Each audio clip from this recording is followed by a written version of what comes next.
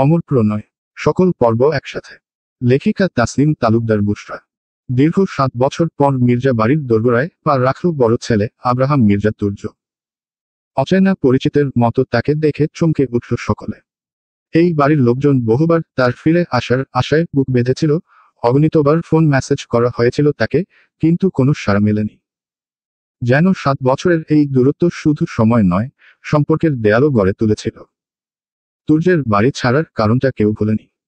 শিশুবিবাহের মতো নিষ্ঠুর এক বাঁধনেই তাকে আটকে ফেলেছিল তার দাদি আমিনা মির্জা। সেদিনের ঘটনা আজও তুর্যের বুক চিরে ওঠে। মাত্র 9 বছরের শিশু তাসলিম তার চাচাতো বোন, তাকে বিয়ে করতে বাধ্য করা হয়েছিল। তখন তুর্য 21 বছরের টকবকে যুবক। তুর্য হাজারবার প্রতিবাদ করেছিল, অনুনয় করেছিল, কিন্তু দাদি আমিনা মির্জা হলেন গৃহের একচ্ছত্র শাসক। তার ইচ্ছার বিরুদ্ধে কোনো কথাই উচ্চারণ করার সাহস ছিল না কারো। পরিবারের সবাই নীরব দর্শক। আমিনার কথাই ছিল আইন, আমিনা মির্জার সিদ্ধান্তই ছিল নিয়তি। সেই অমানবিক ঘটনার পর ক্ষোভে, অভিমানে, বেদনায় বাড়ি ছেড়ে বেরিয়ে গিয়েছিল তুর্য। শুধু বাড়ি নয়, ছেড়েছিল গোটা দেশকেই। বিদেশে গিয়ে গড়েছিল নিজের নতুন জীবন, কিন্তু ভেতরের ক্ষত কোনোদিন শুকোয়নি। আজ এত বছর পর সে যখন মির্জা বাড়ির দোরগোড়ায় দাঁড়িয়েছে, তখন তার পদধ্বনির সঙ্গে মিলেমিশে ভেসে আসছে পুরনো দিনের দীর্ঘশ্বাস। খালেদ মির্জার 2 মেয়ে ও 1 ছেলে। আলিয়া মির্জা বড় মেয়ে, বয়স 29। বিশ্ববিদ্যালয়ের পড়াশোনা শেষ করেছে প্রায় 4 বছর আগে। শ্যামবর্ণ হলেও মুখশ্রীতে এমন মায়াবী ছটা আছে, যা প্রথম দেখাতেই যে কাউকে আকর্ষণ করে। তার চোখে সবসময় এক ধরনের শান্ত ভাব খেলে যায়, অথচ সেই শান্ত চাহনির ভেতর লুকিয়ে থাকে গভীর রহস্য। উচ্চতা 5 ফুট 2 ইঞ্চি। লম্বা চুল কোমরের কিছুটা উপরে এসে থেমেছে। পরিপাটি, পরিমিতভাষী, আর একরকম ধীর স্থির স্বভাবের জন্য সবাই তাকে শ্রদ্ধার চোখে দেখে। তারপর মেজ তুর্য জীবনের বাঁকগুলো একে একে অতিক্রম করে আজ দাঁড়িয়েছে সাফল্যের শিখরে। দেশে থেকে যাওয়ার পর কিছু পড়াশোনা বাকি ছিল, তা বিদেশেই শেষ করেছে। পড়াশোনা শেষ করেই বিজনেস জগতে ঢুকে পড়ে। বর্তমানে তুর্য একজন সফল বিজনেসম্যান, আর সেই সাথে একজন সফল সিঙ্গারও। তার গানের সুর ছড়িয়ে পড়েছে সীমান্ত পেরিয়ে বহু দেশে, বহু মানুষের হৃদয়ে। তুর্য নামটি শুধু একটি নাম নয়, বরং এক অনন্য পরিচয়, সম্মান, ভালোবাসা আর কৃতিত্বের মিশেল। তবে এই যাত্রায় তুর্য কখনো একা ছিল না। পাশে ছিল তার 2 প্রিয় বন্ধু আর এক বান্ধবী, যাদের প্রতি তুর্যের ভালোবাসা নিঃশর্ত, প্রাণের সমান। সাফল্যের উজ্জ্বল আলোয় দাঁড়িয়েও সে ভুলে যায়নি বন্ধুত্বের সেই বাঁধন, যে বাঁধন তাকে আরো দৃঢ় করে তুলেছে। আর আছে ছোট বোন তুলি মির্জা। বয়স মাত্র 13, ক্লাস 7-এ পড়ে। তবু তার উপস্থিতি যেন আলাদা করে চোখে পড়ে। ফর্সা গায়ের রং, কোমরের নিচে নেমে আসা কালো চুল, আর বয়সের তুলনায় লম্বা গড়ন, প্রায় 5 ফুট 3 ইঞ্চি। ইয়াসিন মির্জার 1 ছেলে 1 মেয়ে। ছেলে বড় জিসান আদিত্য মির্জা। বয়স 23, অনার্সের 3য় বর্ষ পড়ে। লম্বা দেহ, প্রায় 5 ফুট 10 ইঞ্চি, আর ফর্সা রঙে যেন এক আলাদা সৌন্দর্য খেলে যায়। মুখে চাপ দাড়ি, তবে তা এলোমেলো নয়, স্টাইল করে রাখা, যা তার ব্যক্তিত্বে আনে এক আধুনিক ঔজ্জ্বল্য। তার চোখে থাকে আত্মবিশ্বাস, ভঙ্গিমায় থাকে দৃঢ়তা। পড়াশোনার চাপ সামলেও জিসান যেন সবসময় সবার ভরসার জায়গা, পরিবারের স্তম্ভের মতো দাঁড়িয়ে থাকা এক তরুণ। আর ছোট মেয়ে, পরিবারের সব থেকে আদরের সদস্য মাবিহা মির্জা তাসনিম। বয়স মাত্র 17, সদ্য এসএসসি পরীক্ষা শেষ করেছে। কিন্তু বয়সের তুলনায় তার সৌন্দর্য যেন অন্যরকম মোহময়। লালচে ফর্সা গায়ের রং, মায়াবী চোখ দুটি যেন কথা বলে যায় নীরবে। ঠোঁট দুটি গোলাপি, যেন স্বাভাবিকভাবেই লিপোবামের কোমল আভা মেখে আছে। চুল নেমে এসেছে হাঁটু পর্যন্ত, আর সিমসাম গড়নের শরীর তাকে করেছে অনন্য সুন্দর। অনেকেই বলে, মাবিহার দিকে একবার তাকালে দ্বিতীয়বার না তাকিয়ে থাকা অসম্ভব। তার সরল হাসি আর স্বপ্নভরা চোখই যেন এই পরিবারের সবচেয়ে কোমল কবিতা। মির্জা বাড়ির গর্ব, মির্জা বাড়ির প্রাণ, এই 5 রতনই যেন সংসারের আলো ঝলমলে আকাশের 5টি উজ্জ্বল নক্ষত্র। তুর্য, জিসান, আলিয়া, তাসনিম, তুলি প্রতিটি নামেই ছিল আলাদা জ্যোতি, আলাদা ভালোবাসা। কিন্তু হঠাৎ করেই তুর্যের চলে যাওয়াটা যেন সেই আলোকিত আকাশ থেকে এক টুকরো তারাকে ছিঁড়ে নিয়ে যাওয়ার মতো হলো। তুর্য ছিল ভীষণ চঞ্চল স্বভাবের ছেলে, হাসি, ঠাট্টা, দুষ্টুমি আর প্রাণোচ্ছল কথাবার্তায় সে সারা বাড়ি মাতিয়ে রাখত। তার উপস্থিতিতে প্রতিটি ঘর, প্রতিটি আঙিনা যেন জীবন্ত হয়ে উঠত। তুর্যের হাসি মানেই ছিল সকালবেলার রোদ, তার দৌড়ঝাঁপ মানেই ছিল উৎসবের কোলাহল। তবু একদিন হঠাৎই সে যখন চলে গেল, পুরো বাড়িটা যেন নিস্তব্ধ হয়ে গেল। সারা বাড়িতে আর কারো দৌড়ঝাঁপ শোনা যায় না, বারান্দায় আর হঠাৎ করেই ভেসে আসে না গান কিংবা গিটারের সুর। নিঃশব্দে দাঁড়িয়ে থাকা দেয়ালগুলো যেন প্রতিদিনই তুর্যের জন্য অপেক্ষা করে, আর পরিবারের প্রত্যেকের চোখে লুকিয়ে থাকে এক অদৃশ্য শূন্যতা।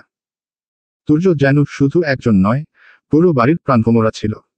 তার না থাকার যন্ত্রণা মির্জা পরিবারের প্রত্যেকের হৃদয়কে করে তুলেছিল ভারী। 7 দীর্ঘ বছর পর যখন তুর্য আবার মির্জা বাড়ির দোরগোড়ায় পা রাখল, তখনকার সেই চঞ্চল, দুষ্টুমি ভরা ছেলেটিকে আর খুঁজে পাওয়া গেল না কেউ। সময় যেন তাকে পাল্টে দিয়েছে সম্পূর্ণভাবে। এখনকার তুর্য অনেক গম্ভীর, অনেক শান্ত, চোখের দৃষ্টি যেন গভীর সমুদ্রের মতো, যেখানে সহজে পৌঁছানো যায় না। বাদামি রঙের তীক্ষ্ণ চোখখানা তাকালেই কারো বুক কেঁপে ওঠে। গালভর্তি চাপ দাড়ি তাকে এনে দিয়েছে পুরুষালী দৃঢ়তা। লম্বা হয়েছে আরো, এখন সে প্রায় 5 ফুট 11 ইঞ্চি।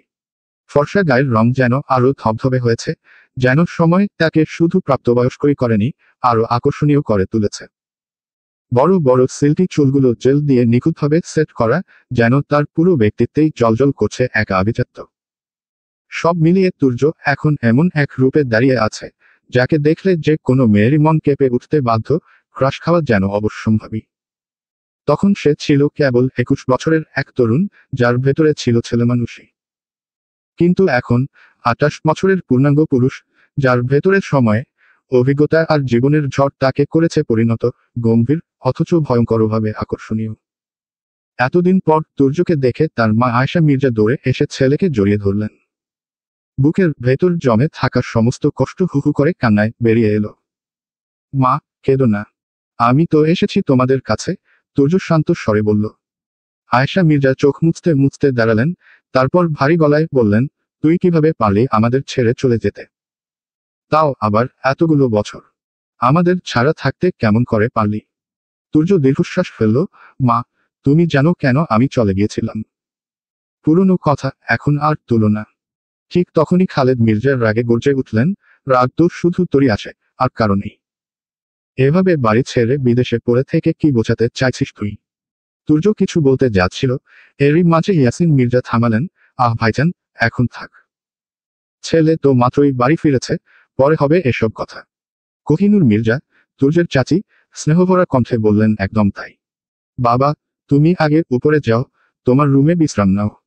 তারপর না হয় সব কথা হবে। হঠাৎ পিছন থেকে 3 জনের কণ্ঠ শোনা গেল, আমরা কিন্তু আছি। আমাদের ইনভাইট করলেও আমরা চলে এসেছি। সবাই একসাথে পিছনে তাকালো। দেখা গেল 2 জন ছেলে আর একজন মেয়ে দাঁড়িয়ে আছে।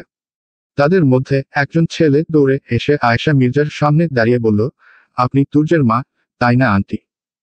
আমি অর্ক, তুর্যের বন্ধু। ওরা আমার সাথেই এসেছে, এই যে, ও নাম সাজিদ আর ও নাম এলিজা। তবে আমরা ওকে ছোট করে হেলি বলে ডাকি। অর্কের উচ্ছ্বাস আর সহজ ভঙ্গি দেখে আয়েশা মির্জার ঠোঁটে মৃদু হাসি ফুটল। তুর্য অবাক হল না অর্কের কথাই, কারণ অর্ক ছটফটে টাইপের ছেলে। সবাই তুর্যকে দেখে আর পিছনে খেয়াল করেনি। আয়েশা মির্জা ভীষণ খুশি হয়ে উঠলেন। মুখে হাসি ফুটিয়ে বললেন, আচ্ছা, তাহলে তোমরা আগে ফ্রেশ হয়ে নাও। আমরা সবাই মিলে পরে আড্ডা দেব।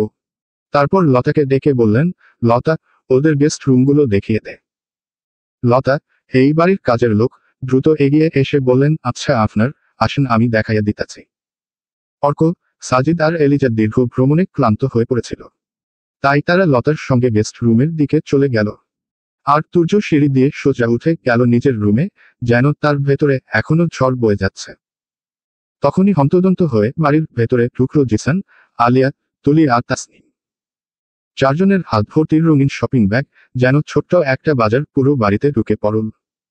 আসলে মাত্র 3 দিন পরই আলিয়ার বিয়ে। বাড়ির সবারই উত্তেজনা আর ব্যস্ততার শেষ নেই। একবার শপিং আগেই করা হয়েছিল, কিন্তু বাড়ির ছোটরা আবারও একসাথে করতে চাইল। ছোটদের যখন শখের কথা বলল, তখন আর কেউ না করে উঠতে পারল না। ড্রয়িং রুমে বসে থাকা খালেদ মির্জা ভুরু তুলে বললেন, তা কি কি কিনলে তোমরা? তাসনিম ব্যাগ নামিয়ে রেখে ঝটপট হেসে উত্তর দিল, অনেক কিছু, বড় আব্বু। জিসান তখন দাঁড়িয়ে ক্লান্ত ভঙ্গিতে বলল, বড় আব্বু, আমি আর কখনোই মহিলাদের সঙ্গে শপিংয়ে যাব না। এদের কিচ্ছু পছন্দ হয় না। পুরো ঢাকা শহর ঘুরিয়ে এনেছে। তার কথা শুনে আলিয়ার রাগী কণ্ঠে বলল, তোকে কে যেতে বলেছিল? জিসান ঠোঁট বাঁকিয়ে উত্তর দিল, আমারও তো একটা দায়িত্ব আছে, সেই খাতিরে গিয়েছিলাম। আলিয়া কিছু বলতে যাচ্ছিল, ঠিক তখনই কোহিনূর মির্জা এসে বললেন, তুর্য এসেছে, যা, দেখা করে আয়। সাথে ওরা চারজনই অবাক হলো। জিসান অবিশ্বাস ভরা চোখে তাকিয়ে উঠে বলল, সত্যি? কোহিনূর মির্জা মৃদু হেসে মাথা নাড়লেন। হু। আর এক মুহূর্ত দাঁড়ালো না জিসান। সে এক দৌড়ে সিঁড়ি বেয়ে উঠে গেল উপরের দিকে, সরাসরি তুর্যের রুমের দিকে। তাসনিমের মুখের ভঙ্গি মুহূর্তেই বদলে গেল। এত বছরের জমে থাকা অভিমানের পাহাড় যেন আরো উঁচু হয়ে দাঁড়ালো তার ভেতরে। আর এক মুহূর্ত দাঁড়াতে পারল না সে, ড্রয়িং রুমে দ্রুত উঠে চলে গেল নিজের রুমের দিকে। আলিয়া বিষয়টা সঙ্গে সঙ্গেই আন্দাজ করতে পারল।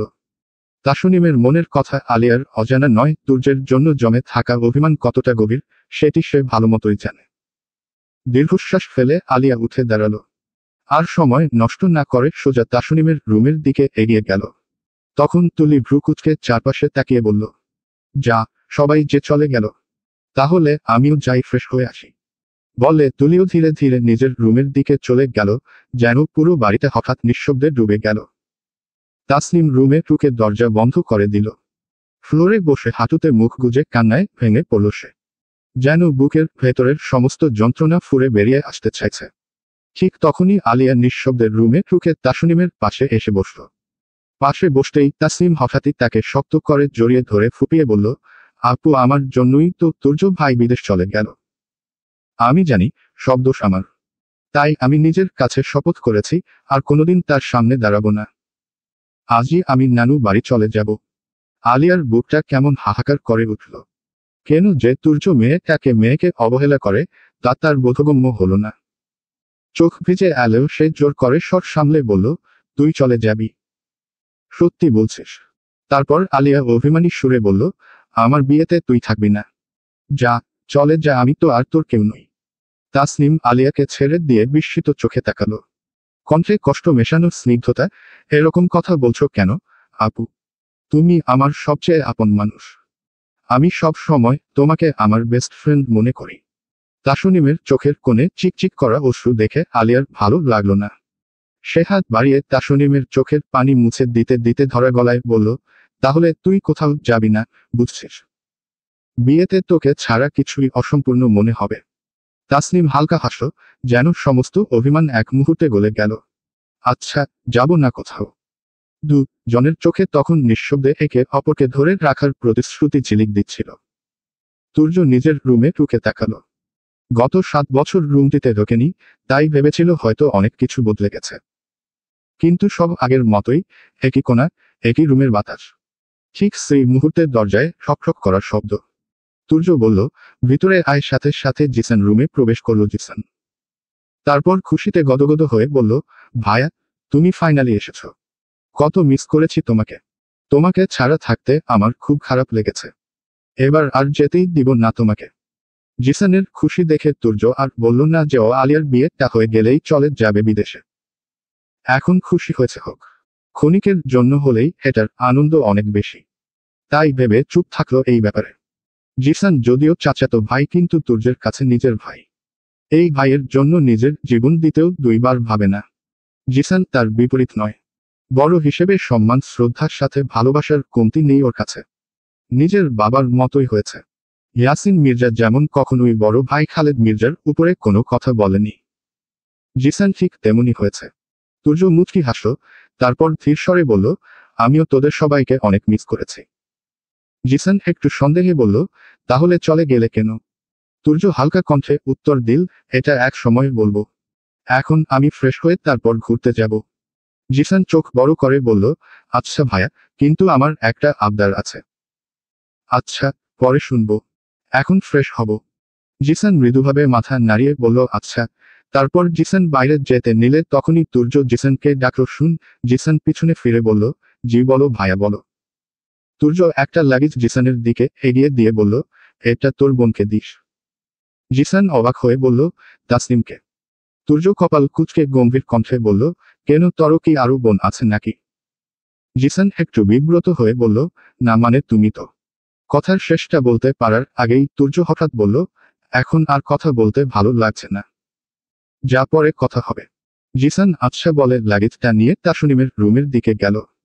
তাসনিম তার রুমের দরজার টুকা পড়তেই ফোন থেকে চোখ তুলে বলল, আসো। দ্রুত পায়ে জিসান ঢুকলো ভেতরে, হাতে সেই লাগেজ নিয়ে। তারপর জিসান দাঁড়িয়ে বলল, বই না, তোর জামাই তোর জন্য কিছু আনছে, লাগেজ ভর্তি করে নে। তাসনিম প্রথমে অবাক, মনে হলো ওর জন্য আনছে। কিছুটা অবিশ্বাস মিশ্রিত খেয়াল মনেই ঘুরপাক খাচ্ছিল, কিন্তু পরক্ষণেই মনে হলো লোকটি ওর জন্যই বিদেশ চলে গেছিল। তাহলে সেই লোকের দেওয়া জিনিস সে কেন নেবে? তাই তাসনিম রাগ দেখিয়ে বলল, ভায়া, যাও, জিনিসটা তাকে ফিরত দিয়ে এসো। আমি নিব না। জিসান শুধু ঠোঁট চেপে হেসে বলল, আমি কিছু জানি না। তুর্য ভায়া আমাকে দিতে বলেছে, আমি তোর কাছে দিলাম। এখন তুই রাখবি না, নাকি ফেলে দিবি না, নাকি যার জিনিস তাকে ফিরত দিবি ওইটাই তোর ব্যাপার, বলেই বেরিয়ে গেল। তাসনিম রাগে ফুসফুসে ধমক দিতে দিতে বলল, আজব, এইটা এখানে কেন রেখে গেল? ঠিক তখনই দরজা ঠেলে ভেতরে ঢুকল তুলি। তাসনিমকে চোখ মুখ শক্ত করে বসে থাকতে দেখে অবাক হয়ে বলল, কি হয়েছে আপু? এমন রাগ করে বসে আছো কেন? তাসনিম গভীর শ্বাস ফেলে তাকালো বোনের দিকে, তারপর ধীরে জিজ্ঞেস করল, তুই কি তুর্য ভাইয়ের সাথে দেখা করেছিস? তুলি ভুরু উঁচু করে অবাক ভঙ্গিতে মাথা নাড়ল। না আপু, কেন? তাসনিম তীক্ষ্ণ স্বরে বলল, দেখা করবি না? তুলি হালকা হাসির মতো মুখে এনে বলল, করব তো, কিন্তু হঠাৎ এমন কথা বলছো কেন? কিছু হয়েছে? তাসনিম বিরক্ত মুখে আঙুলের ইশারায় কোণের লাগেজটার দিকে দেখিয়ে দিল, ওই লাগেজটা তুর্য ভাইকে দিয়ে দেস। তুলি কপাল কুঁচকে এগিয়ে এসে জিজ্ঞেস করল, কেন? কি আছে ওই লাগেজে, আপু? তাসনিম এবার ভ্রু কুঁচকে কণ্ঠে ক্লান্তি মিশিয়ে বলল, আমার এখন কথা বলতে ভালো লাগছে না। তুই দিয়ে আয়, যা। তুলির চোখে একটু প্রশ্নের ছায়া ভেসে উঠলেও সে জানে তাসনিমের রাগ প্রচুর, এখন যে কি হয়েছে জানতে চাইলে উল্টো রেগে যাবে। তাই তুলি শুধু মাথা নেড়ে বলল, আচ্ছা। হাতের ভারী লাগেজটা নিয়ে তুর্যের রুমের দিকে হাঁটতে শুরু করলো তুলি।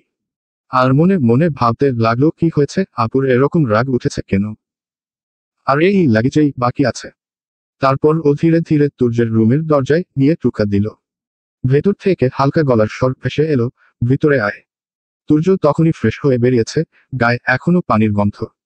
তুলি দ্বিধা না করে ভেতরে ঢুকে হেসে বলল, ভায়া, কেমন আছেন? তুর্য হালকা হাসিতে উত্তর দিল, ভালো আছি। তুই কেমন আছিস? তুলি মাথা নিচু করে মিষ্টি গলায় বলল, আমিও ভালো আছি, ভায়া। তারপর আর দেরি না করে হাতের লাগেজটা এগিয়ে দিল, ভায়া, তাসনিম আপু আপনাকে এটা দিতে বলেছে। বলার সাথে সাথেই তুলি এক ছুটে বেরিয়ে গেল। আসলে কোনো কারণ নেই, তবু তুর্যকে দেখলেই তার বুক কেমন কেঁপে ওঠে, এক অকারণ ভয়, এক অজানা সংকোচ। তুর্য লাগেজটা দেখল একবার, চোখে একরাশ মমতা আর ব্যথার ছায়া ভেসে উঠল। ঠোঁটে মৃদু হাসি খেলে গেল। তারপর তুর্য বিড়বিড় করে বলল, তুই সেই জিদি রয়ে গেছিস রে আমার আদুরে পিচ্ছি মিষ্টি অষ্টাদশী। ফাঁকা রুমে তুর্যের স্বর যেন প্রতিধ্বনির মতো ফিরে এলো, আর লাগেজটা নিঃশব্দে ফ্লোরের উপর রইল। বিকেল হলেই সবাই মিলে আড্ডা দিতে বসে। এটা এই বাড়ির নিয়ম। সন্ধ্যাটা কাটে অন্য রকম পরিবেশে, সবার হাসি ঠাট্টা আর কথার আওয়াজে পরিবেশটা প্রাণবন্ত হয়ে ওঠে। আজকে তাসনিম আসেনি। তুলিকে ডাকতে গিয়েছিলাম, কিন্তু ও নাকি গভীর ঘুমে ডুবে আছে। তাই আর ডাক দেয়নি আর তুর্য। ও কি জানি বাহিরে বেরিয়েছে, সঙ্গে আছে জিসান। তবুও আজকের বিকেলের আড্ডা চলছিল পুরো প্রাণোচ্ছলতায়। অর্ক, সাজিদ, এলিজা, আলিয়া, তুলি, আয়েশা মির্জা আর কোহিনুর মির্জা, সবার হাসি ঠাট্টা আর কণ্ঠের মিলনে ডাইনিং রুমটা যেন আরো উজ্জ্বল হয়ে উঠেছিল। অর্ক পপকর্ন আর সিঙ্গারা খেতে খেতে আনন্দে ফুঁসছিল। হঠাৎ সে আয়েশা মির্জার দিকে তাকিয়ে বলে, আন্টি, আপনার হাতে যেন জাদু আছে। এত ভালো লাগছে, কি বলবো লাভ ইট। আয়েশা মির্জার চোখে হালকা হাসি ফুটে ওঠে। মাঝে মাঝে তো আমাদের বাড়িতে চলে এসো বাবি। তখন আমি তোমার রান্না করে খাওয়াবো। অর্কের মুখে এক অভিনব উচ্ছ্বাস। আন্টি, আমি তো আসতেই চাই। আমি তো বিদেশ থেকে 2 মাস পর পর আসতে পারি। কিন্তু অর্ক হঠাৎ চুপ হয়ে যায়, তারপর ইনোসেন্ট ফেস বানিয়ে বলে, আপনার ছেলে আছে না, মির্জাফর আমাকে আসতে দেয় না। বলে আমার বাড়ি কেন যাবি? তোরও বাড়িঘর নাই। আয়েশা মির্জা অর্কের উচ্ছ্বাস দেখে হেসে উত্তর দেয়, তুমি নিশ্চিন্তে চলে আসো। বাবা আমি বলে দিব না ওকে। অর্কের মুখে আনন্দের ঝিলিক। সে খুশি হয়ে বলে, আচ্ছা আন্টি, তাহলে আমি চলে আসব। আড্ডার মাঝখানে হঠাৎ এলিজা খোঁচা দিয়ে বলল, আন্টি, আপনি খাল কেটে কুমির আনছেন। এই একবার খেতে বলছে আর উঠবে না। অর্ক চট করে এলিজার দিকে তাকিয়ে দাঁত কটমট করে বলে, তুই চুপ থাক, এলিন। আয়েশা মির্জা অর্কের দিকে তাকিয়ে একটু অবাক হলেন। ও দেখতেও তেমন মোটা নয়, তাহলে এত খাবে কিভাবে? তিনি বিশ্বাস করতে পারছিলেন না। কোহিনূর মির্জা বলল, হ্যাঁ, একদম সত্যি কথা। সাজিদ হেসে হেসে বলল, আরে আন্টি, কিছু লোক আছে না, অতিরিক্ত খেলে চাবিয়ে দেয়, ওই দলের। অর্ক চট করে উত্তরে বলল, আন্টি, মিথ্যা বলছে, আমি মোটেও ওইরকম না। তুলি ফট করে উঠে বলল, হ্যাঁ, তার জন্যই তো তুমি 5টা সিঙ্গারা খেলে আর আমরা একটাও খাইনি। আলিয়া কটাক্ষের ছয় বলল, তুলি, তুই এটা কি বললি? অর্ক হেসে বলল, একদম দেখো কি সব বলে তোমার বোন। আলিয়া তির্যক হাসি দিয়ে বলল, একদম তুলি, সব জায়গায় সত্যি বলতে হবে না। সবাই একসাথে হেসে উঠল। ডাইনিং রুমের মধ্যে হাসি আর ঠাট্টার শব্দ যেন এক আলাদা উচ্ছ্বাস ছড়িয়ে দিল। অর্ক আরো খুশি হয়ে বলল, আমারও দিন আসবে, হো। তখন দেখাবো কত ধানে কত চাল, হো। বলেই সে আরেকটা সিঙ্গারা নিয়ে খেতে লাগলো। অর্কের এই অবস্থা দেখে সবাই আরো হাসতে লাগলো। পপকর্ন আর সিঙ্গারার আড্ডায় ডাইনিং রুমটা যেন আনন্দে ভরে উঠল, আর বিকেলটা হয়ে উঠল একদম প্রাণবন্ত। রাত 11টা। সারা বাড়ি নিস্তব্ধ, সবাই খাওয়া দাওয়া সেরে নিজ নিজ রুমে ঘুমিয়ে পড়েছে। তবে তাসলিম 9টার মধ্যেই খেয়ে নিয়েছিল, কারণ ওর একান্ত ইচ্ছাই ছিল তুর্যের সামনে না পড়া। অন্যরা 10টার দিকে একসাথে খেয়েছে, কিন্তু তাসলিম তখন নিজের রুমে ছিল। সমস্যা হলো, সন্ধ্যার দিকে একচোট ঘুমিয়ে নেওয়ার কারণে এখন তার চোখে আর ঘুম আসছে না। বিছানায় এপাশ ওপাশ করতে করতে বিরক্ত লাগছিল। শেষমেশ ভাবল, একটু বাইরে হাঁটাহাঁটি করলে হয়তো মন শান্ত হবে, আর ঘুম আসবে। তার মাথায় প্রথমেই ভেসে উঠল সাদের বাগানের কথা। আজ সারাদিনই সেখানে যাওয়া হয়নি। অথচ ফুলগাছের প্রতি তাসনিমের অদ্ভুত টান, বাড়িতে বাগান থাকা সত্ত্বেও সাদের জায়গার অর্ধেক জুড়েই সে ফুলগাছ লাগিয়ে রেখেছে। নানা রঙের ফুল ফুটলে মনে হয় যেন নিজের ভেতরের একাকিত্বকে সেগুলো রং দিয়ে ঢেকে দিচ্ছে।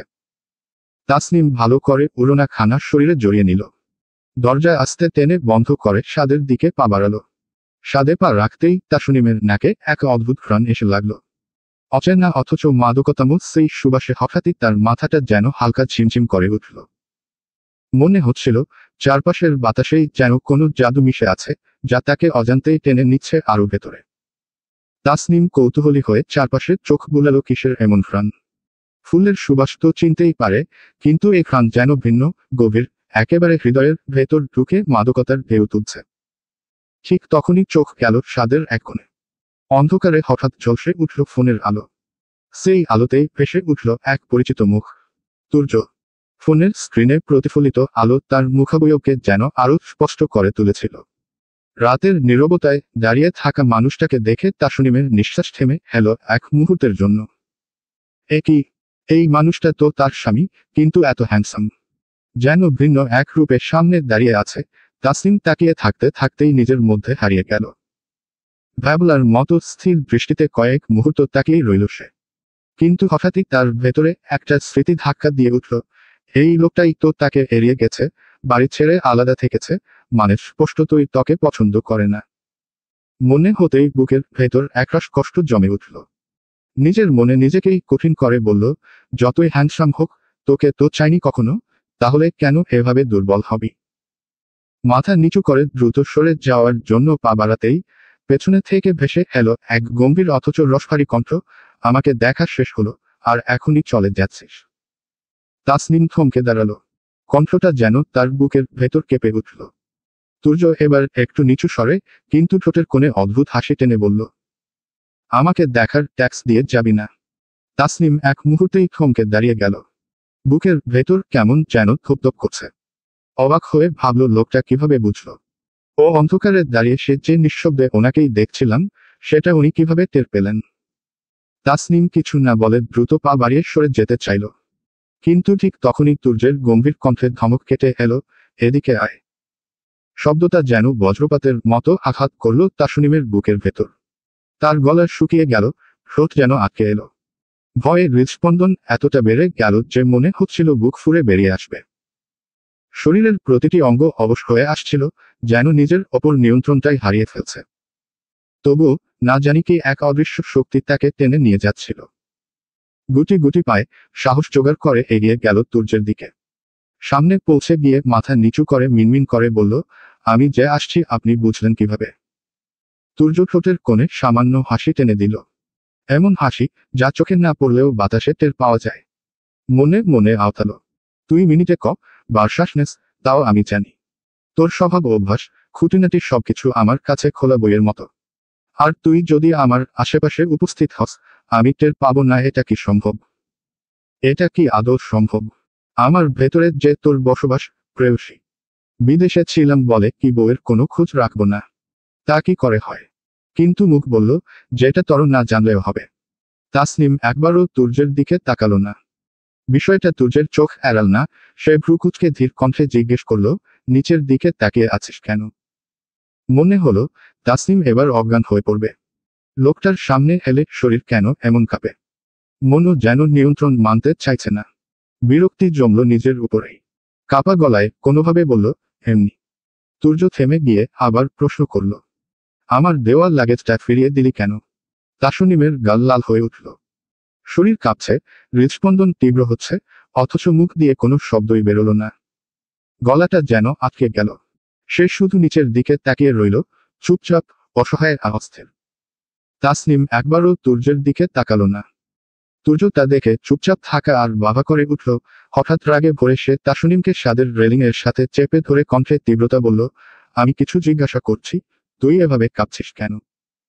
আমি কি তোকে বকেছি? তাসনিম তখন আর বলার মতো অবস্থায় ছিল না। ওর বুকটা দ্রুত বয়ে যাচ্ছে, চোখে অজানা ধুয়ের মতো ঘোর আকস্মিকই সব অন্ধকারে নিতে থাকল। হুদে হঠাৎ অচেতন হয়ে পড়ল সে। তুর্য বিস্ময়ে এক মুহূর্ত চুপ করে থাকল, তারপর হাত দিয়ে তাসনিমকে কোলে তুলে নিল। কোলে তুলে নিয়ে সে কণ্ঠে কিছু বোঝার চেষ্টায়, গলায় এক অদ্ভুত মিশ্র অনুভূতি, আফসোসের কণ্ঠে বলল, বউ, একখান পাইছি, ছর আগেই অজ্ঞান।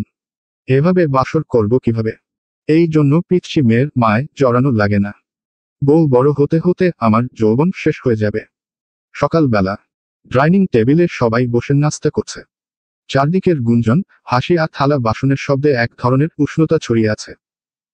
তাসনিম আজ ইচ্ছে করেই একটু আগেভাগে চলে এসেছিল, শুধুমাত্র একটি কারণেই, তুর্যের সামনে পড়তে চায় না সে।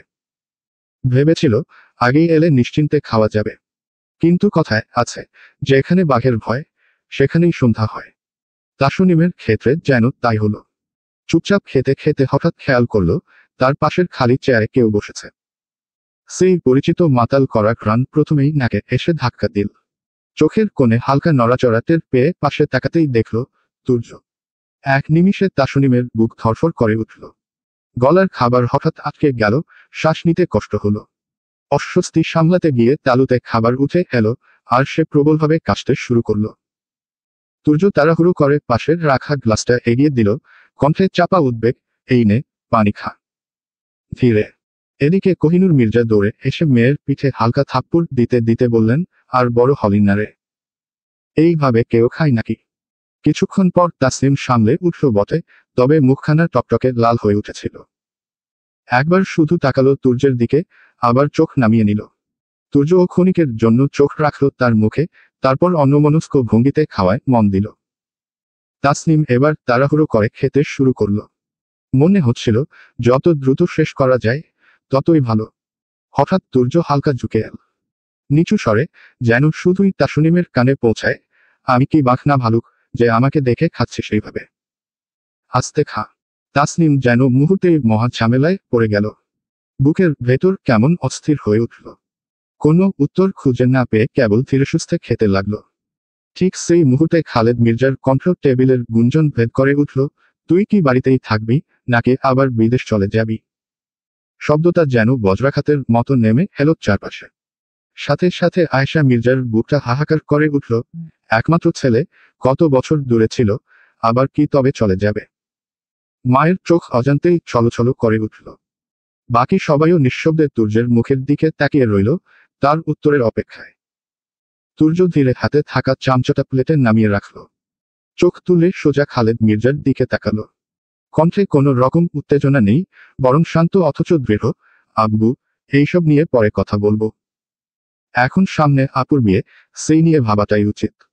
খালেদ মির্জা হালকা রাগে কপাল কুঁচকে বললেন। আমার উত্তর দে আগে। তুর্য হঠাৎ চেয়ার ঠেলে উঠে দাঁড়ালো। মুখ শক্ত করে, শান্ত অথচ দৃঢ় গলায় বলল, আব্বু, আমি এসব নিয়ে কথা বলতে চাই না। তারপর দৃষ্টি ঘুরিয়ে জিসান, অর্ক আর সাজিদের দিকে তাকালো। তোরা গেলে আয়। এক মুহূর্ত সময় নষ্ট না করে দপদপ পায়ে বেরিয়ে গেল সে। পেছনে পেছনে তিনজন উঠে দাঁড়িয়ে বেরিয়ে গেল। টেবিল জুড়ে মুহূর্তেই ভারী নীরবতা নেমে এলো। খালেদ মির্জা কপাল কুঁচকে স্ত্রীর দিকে তাকিয়ে বললেন, দেখছো তোমার ছেলে কি হয়েছে? একটা কোথাও শুনতে চায় না। যেন আমি ওর বাপ নই, বরং ওই আমার বাপ। আয়েশা মির্জা গভীর নিঃশ্বাস ফেলে ধীরে উত্তর দিলেন, ছেলেকে তো সব সময় শুধু মেজাজ দেখান। একটু ভালো করে বুঝিয়ে তো কথা বলতে পারেন। এ কথা বলে তিনি উঠে কিচেনের দিকে চলে গেলেন। খালেদ মির্জা টেবিলে হাত ঠুকলেন বিরক্ত ভঙ্গিতে। সব দোষ তো এখন আমারই। তাসনিম একা নিজের রুমে বসেছিল। জানালার ফাঁক দিয়ে ভোরের আলো একটু একটু করে ঢুকছে না। বুকের ভেতর অদ্ভুত এক অশান্তি কাজ করছিল, যেন বাতাসে চাপা কোনো গোপন কথা ভেসে বেড়াচ্ছে। ঠিক তখনই দরজা ঠেলে ভেতরে ঢুকে পড়ল আলিয়া, এলিজা আর তুলি। চমকে উঠে তাসনিম বলল, আরে তোমরা এখানে? এলিজা এগিয়ে এসে চোখ কুঁচকে জিজ্ঞেস করল, তুমি কি লাগেজটা খুঁজছো? তাসনিম দ্রুত মাথা নাড়ল। না আপু। আলিয়া এবার কড়া গলায় বলল, কেন খুলিসনি এখনো? তাসনিম ভয় আর অস্বস্তির মিশ্রণে ঠোঁট কামড়ে উত্তর দিল, আরে আপু, আমি কেন ওনার জিনিসে হাত দেব? আমি নেবই বা কেন? আলিয়ার ঠোঁটের কোণে অদ্ভুত এক হাসি খেলে গেল। তার কণ্ঠে হালকা বিদ্রুপ, কারণ ভাইয়া তো তোর জামাই, তাই না? শব্দগুলো ঘরের নিস্তব্ধতাকে ছুরির মতো কেটে দিল। তাসনিম বুকের ভেতর ঝড়ের মতো কেঁপে উঠল। কিছু বলতে যাচ্ছিল, কিন্তু কথাগুলো যেন গলায় আটকে গেল। তারপর এলিজার লাগেজটা খাটের উপর তুলে খুলতে লাগে তাসনিম আর কিছু বলল না। এলিজার লাগেজের চেইনটা খুলতেই যেন চোখ ধাঁধিয়ে গেল। ভেতরে যা রয়েছে তা কল্পনাতেও আসেনি। প্রথমেই তার দৃষ্টি আটকে গেল ঝলমলে আলোর ঝলকানিতে, মনে হলো যেন ভেতরটা ছোট্ট কোনো হীরার ভাণ্ডার। কাপা হাতে হেঁকে হেঁকে জিনিসগুলো বের করতে শুরু করল সে। গুনে গুনে পেল 50 জোড়া হীরের চুড়ি, প্রতিটি এত নিখুঁত, যেন শতাব্দীর পর শতাব্দীর ধরে কোনো অমূল্য রত্নের ভাণ্ডারে লুকিয়ে রাখা ছিল। চুড়িগুলো সামান্য আলোতেও অগ্নিশিখার মতো ঝলসে উঠছিল। তারপর বের করল একের পর এক নেকলেস, প্রতিটি হীরার সূক্ষ্ম কারুকাজে ভরপুর। সঙ্গে গানের দোল, যার প্রতিটি দানা মণিরত্নের মতো ঝকঝক করছে। ঠিক তখনই এলিজার চোখ আটকে গেল এক অদ্ভুত পোশাকে, ড্রেসটির সম্পূর্ণ হীরকখচিত।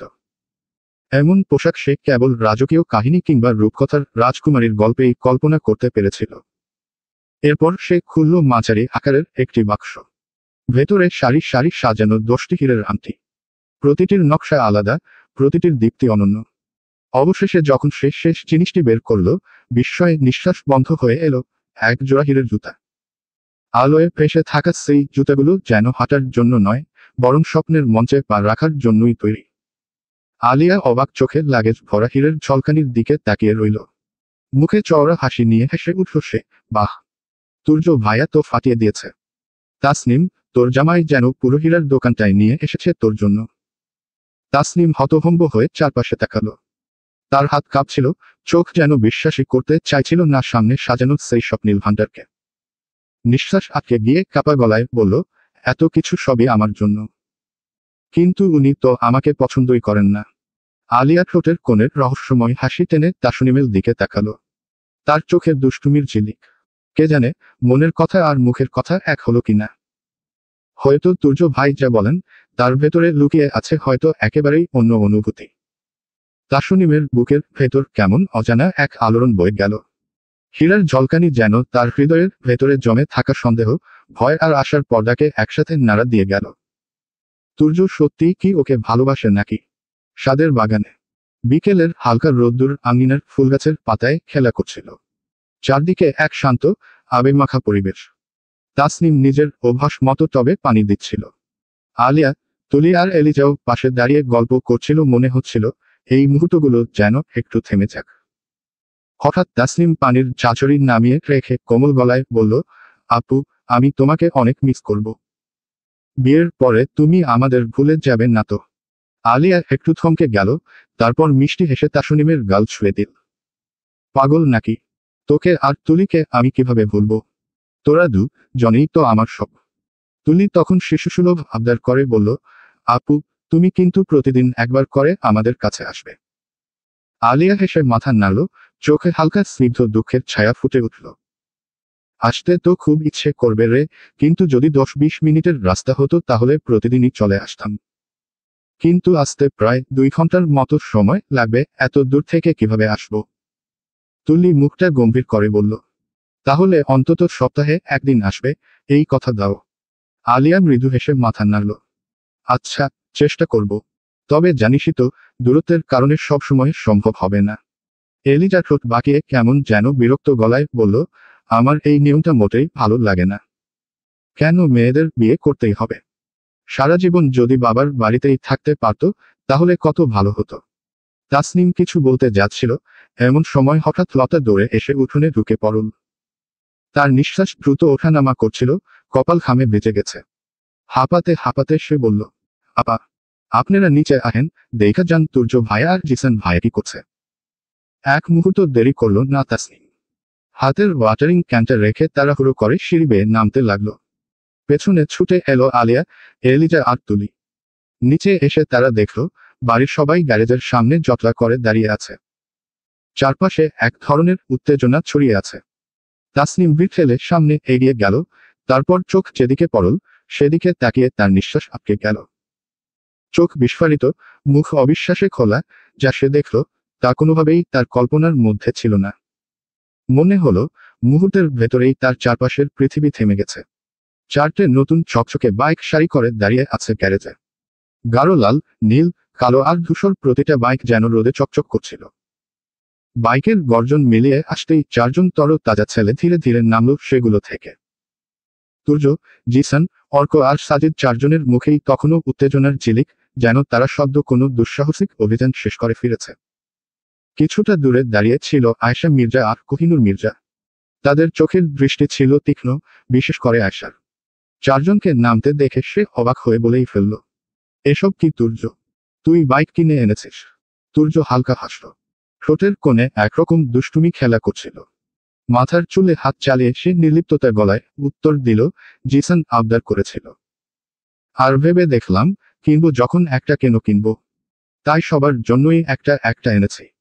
আশার মুখ গম্ভীর হয়ে উঠল। চোখের রাগ আর বিস্ময়ের মিশ্র ছায়া। এখন বাইক দেখে তোর বাবা আরো রেগে যাবে। কি সব কীর্তি করিস তুই, তুর্য? তুর্য বাইকের আয়না দেখে নিজের চুল ঠিক করতে করতে করতে নিশ্চিন্ত স্বরে বলল, মা, টেনশন নিও না। কিছু হবে না। কথাটা বলে সে বাইকের পাশে দাঁড়িয়ে থাকা বন্ধুদের দিকে তাকালো এক পলক। তারপর হেলে দুলে, অবলীলা ভরে, তুর্য বাড়ির দিকে হাঁটা শুরু করল।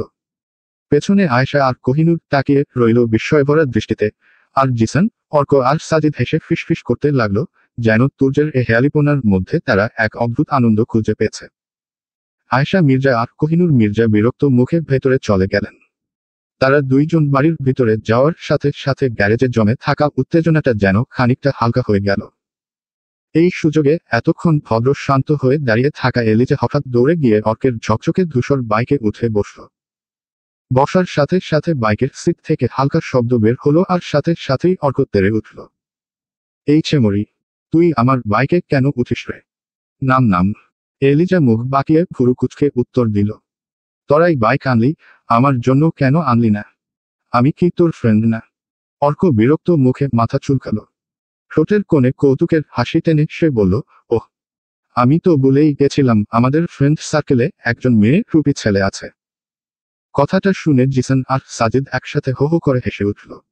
এলিজা তৎক্ষণাৎ রেগে গিয়ে অর্কের দিকে তাকিয়ে চেঁচিয়ে উঠল, শালা চুপ কর। মেয়েরা কি বাইক চালাতে পারেন না নাকি? ছেলে মেয়ের সমান অধিকার বুঝলি? আমিও চালাতে পারবো। অর্ক এক চোখ বন্ধ করে ভান করল গম্ভীরভাবে। তারপর মুচকি হেসে বলল, আচ্ছা ঠিক আছে। তাহলে আমি রাস্তায় দাঁড়িয়ে শিশি করতে পারবি তুই? অর্কের শেষ কথাটা শুনে হঠাৎ পাশেই দাঁড়িয়ে থাকা আলিয়া, তুলি আর তাসনিমের মুখ গম্ভীর হয়ে উঠল। মুহূর্তের মধ্যেই যেন তাদের হাসি ঠাট্টার জগতে এক অদ্ভুত অস্বস্তি নেমে এলো। তাসনিম প্রথমেই চোখ ফিরিয়ে নিল। কণ্ঠে জোর করে স্বাভাবিক ভাব আনার চেষ্টা করলেও ভেতরে ভেতরে তার অস্থিরতা স্পষ্ট। আমার কাজ আছে, তোমরা কথা বলো বলেই একরকম তাড়াহুড়ো করে ভেতরের দিকে হাঁটা দিল। তার পায়ের শব্দে বোঝা যাচ্ছিল সে যেন সেখানে থেকে পালিয়েই বাঁচল। তুলি এক মুহূর্ত দাঁড়িয়ে থাকল, তারপর হঠাৎ দৌড়ে ভেতরে চলে গেল, যেন আড়ালেই লুকাতে পারবে নিজের অস্বস্তি। কিন্তু আলিয়ার ভেতরে একটা ভিন্ন দ্বন্দ্ব কাজ করল। তার মনে হলো এখন যদি সেও চলে যায় তবে সেটা দেখাবে ভালো দেখাবে না। তাই আলিয়া একদম চুপচাপ দাঁড়িয়ে রইল, ঠোঁট কামড়ে চোখ নামিয়ে রাখল মেঝের দিকে। চারপাশে হালকা নীরবতা নেমে এলো, শুধু অর্ক আর অন্যদের খুনসুটি ভেসে আসছিল কানে। এলিজার মুখ হঠাৎ গম্ভীর হয়ে উঠল, চোখে আগুনের ঝিলিক, যেন মুহূর্তে ঝাঁপিয়ে পড়বে। রাগ সামলাতে না পেরে সে পায়ের জুতা খুলে সজোরে ছুঁড়ে দিল অর্কের দিকে। অর্ক চমকে উঠে হাত বাড়িয়ে কেচ ধরে ফেলল জুতাটা। মুখে তখনও দুষ্টুমি খেলা করছে। এই পাগলি, এভাবে মারিস কেন? এলিজা দাঁত কিচিয়ে চেঁচিয়ে উঠল। শালা, চুপ থাক। অর্ক কিছু বলতে যাবে, তখনই সাজিদ হাত উঁচু করে বিরক্ত ভঙ্গিতে বলে উঠল, আচ্ছা থামো। তোরা যখনই একসাথে হস তখনই আবার বাচ্চাদের মতো ঝগড়া শুরু করিস। এভাবে কবে মানুষ হবি তোরা? এলিজা বাইক থেকে লাফিয়ে নেমে এসে দাঁড়িয়ে গেল অর্কের সামনে, চোখে ঝলক, ঠোঁটে জেদি ভঙ্গি। আমার কি দোষ? সব দোষই অর্কের। অর্ক ঠোঁট বাঁকিয়ে ব্যঙ্গের সুরে উত্তর দিল, নিজের দোষ তো স্বীকার করবি না, তাই না? আসলেই তোরা মেয়েরাই এমন, যত দোষ থাকুক সরি বলবি না। কথাটা শেষ করেই সে হাত ছাকিয়ে মজা করে যোগ করল, শেখা হাসিনার জাত না তোরা। পালিয়েও যাবি, তবুও সরি বলবি না। চারপাশে হো হো করে হাসির রোল উঠল। জিসান পেট চাপড়ে হাসতে লাগলো, সাজিদ মাথা নাড়ল বিরক্ত অথচ মুচকি হেসে। এলিজা মুখ আরো বাঁকিয়ে বলল, তুই তো দেখি রাজনীতি টানছিস। চুপ কর, না হলে এবার সত্যি জুতার বদলে ইট ছুড়ব। অর্ক হাত উঁচু করে আত্মরক্ষার ভঙ্গি নিল, কিন্তু ঠোঁটের কোণে দুষ্টু হাসি ঝুলে রইল। এই জনের খুনসুটি যেন সবাইকে আবার প্রাণখোলা হাসিতে ভরিয়ে দিল। অর্কের কথা শুনে হঠাৎই আলিয়ার ঠোঁটের কোণে চাপা হাসি ফুটে উঠল। সে যতই লুকাতে চাইুক, হাসিটা চোখের কোণায় ধরা পড়ে গেল। আর পাশেই এলিজার রাগে ফুসতে ফুসতে দাঁড়িয়ে রইল, যেন যে কোনো মুহূর্তে আবার বিস্ফোরিত হবে। সাজিদ বিরক্ত ভঙ্গিতে হাত নেড়ে বলল, আচ্ছা চল ভাই, ভিতরে যাই। অনেক টায়ার্ড লাগছে, এসব বাচ্চাদের ঝগড়া আর ভালো লাগছে না। এলিজার রাগী চোখে একবার অর্কের দিকে তাকালো, চোখ দুটো যেন আগুন ছুড়ে দিচ্ছে। তারপর ঠকঠক করে পা ফেলে বাড়ির ভেতরে ঢুকে গেল। আলিয়াও খানিকটা থেমে আবার অর্কের মুখের হাসিটা দেখে মাথা নিচু করে চুপচাপ ভেতরে চলে গেল। বাইরে তখনও অর্কের মুখে মুচকি হাসি লেগেই আছে, যেন কারো রাগই তার কাছে বিনোদনের খোরাক। সাজিদ এগিয়ে এসে জোরে অর্কের পিঠে থাপ্পড় মারল, হাসতে হাসতেই বলল, শালা, ওই মেয়েটাকে সবসময় কেন জ্বালাস? জানিস তো রেগে গেলে পাগলি করে। অর্ক মাথা উঁচু করে এক চোখ বন্ধ করে মুচকি হেসে বলল, ওকে জ্বালানোর মধ্যে যে মজা আছে তা আমি অন্য কোথাও পাই না। তার গলায় ছিল দুষ্টুমি আর চোখে ছিল একরকম অদ্ভুত ঝিলিক, যেন এলিজার রাগী তার কাছে এক বিশেষ আনন্দ, যা সে উপভোগ করে প্রতিটা মুহূর্তে। তাসনিম ধীরে ধীরে সিঁড়ি বেয়ে উপরে উঠে যেতে থাকে, তারপর তুর্যের রুমের দিকে যায়। আজকে সরাসরি কথা বলতে হবে। তখন তুর্যই শাওয়ার নিতে যাচ্ছিল। দরজার খোলা ফাঁক দিয়ে তুর্য দেখল তাসনিম তার রুমের সামনে দাঁড়িয়ে উকি দিচ্ছে। তুর্য গম্ভীর কণ্ঠে বলল, এভাবে উকি না দিয়ে ভেতরে আয়। তাসনিম একটু থতমত খেয়ে গুটি গুটি পায়ে রুমে ঢুকল, চোখে অদ্ভুত লাজ আর এক ধরনের ভয়, তবে মনটা অদ্ভুতভাবে উত্তেজিত। আসলে, তাসনিম ধীর কণ্ঠে বলল, আমি আপনাকে বলতে আসছিলাম যে আমার জন্য এত কিছু না আনলেও হতো।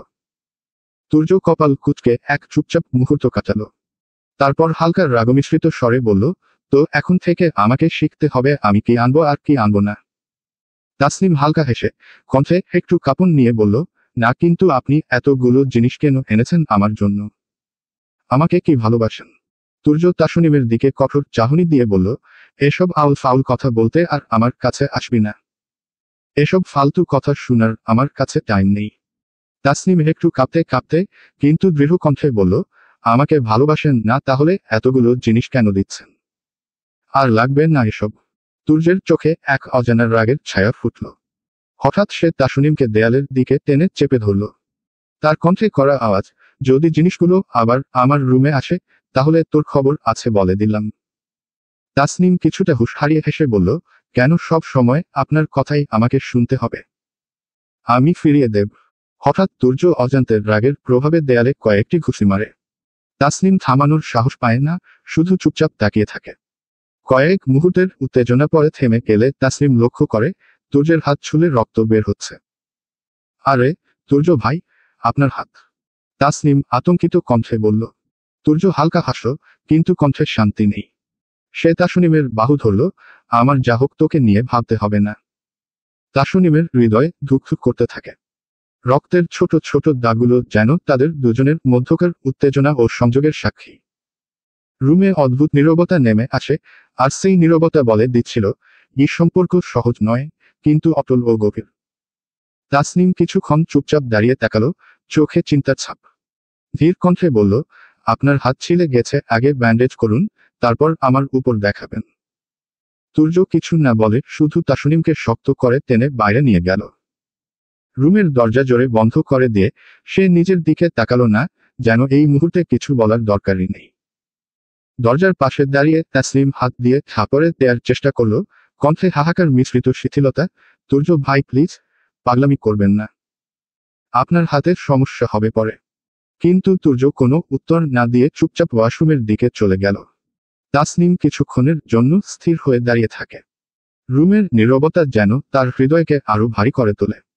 তারপর ধীরে ধীরে নিজের রুমে ফিরে আসে। দরজা বন্ধ করে বিছানায় বসে চোখে অশ্রু নিয়ে নিজের কাঁধ চাপা শুরু করে। শরীর ভেঙে যাচ্ছে, হৃদয় বেদনায় আচ্ছন্ন। প্রতিটি নিঃশ্বাস যেন তাকে আরো গভীরভাবে দগ্ধ করে। ঘণ্টাখানেক কেটে যায়, কিন্তু তাসনিমের চোখের জল থামেনি। মনে হলো এই রাতের একাকিত্ব এবং নিঃশব্দ কান্না তাকে আরো শক্তিশালী করবে, কিন্তু হৃদয় এখনো তুর্যের জন্য ব্যথায় ভেঙে যাচ্ছে। কেটে গেল 2 দিন। এই 2 দিন তাসনিম নিজেকে গোপন রেখেছে, সে তুর্যের সামনে যেতে ইচ্ছে করেনি। তুর্য কয়েকবার নিজেই এসেছে, কিন্তু তাসনিম কখনোই তার সঙ্গে দেখা করেনি।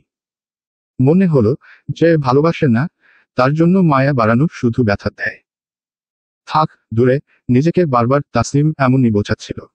আজকের রাতটা ছিল বিশেষ, আলিয়ার গায়ের হলুদ। মির্জা বাড়ি ভরে উঠেছে অতিথি আর আতিথ্য নিয়ে। তাসনিমের ফুফুরা এসেছেন তাদের সন্তানদের সঙ্গে, আর মামা মামি ও আলিয়ার নানুর পরিবারের সদস্যরা সকলেই উপস্থিত। পুরো মির্জা বাড়ি এখন প্রাণবন্ত, আলো সজ্জা, লাইটের ঝলকানি এবং উৎসবের আমেজে ভরা। বড় মেয়ের বিয়ে, তাই শুধু বাড়ির কোনাকুনি নয়, পুরো পরিবেশটাই জমজমাট। লাল হলুদ রঙের ডেকোরেশন, মোমবাতির নরম আলো, আর ঘর ভরা অতিথিদের কোলাহল সব মিলিয়ে যেন স্বপ্নের মতো এক রাত। তাসনিম ঠিক জানে, আজকের এই রাত তার জন্য সহজ নয়। আনন্দের এই ভিড়ের মাঝে তার হৃদয় যেন আরো নিঃশব্দ, আরো একাকী হয়ে গেছে।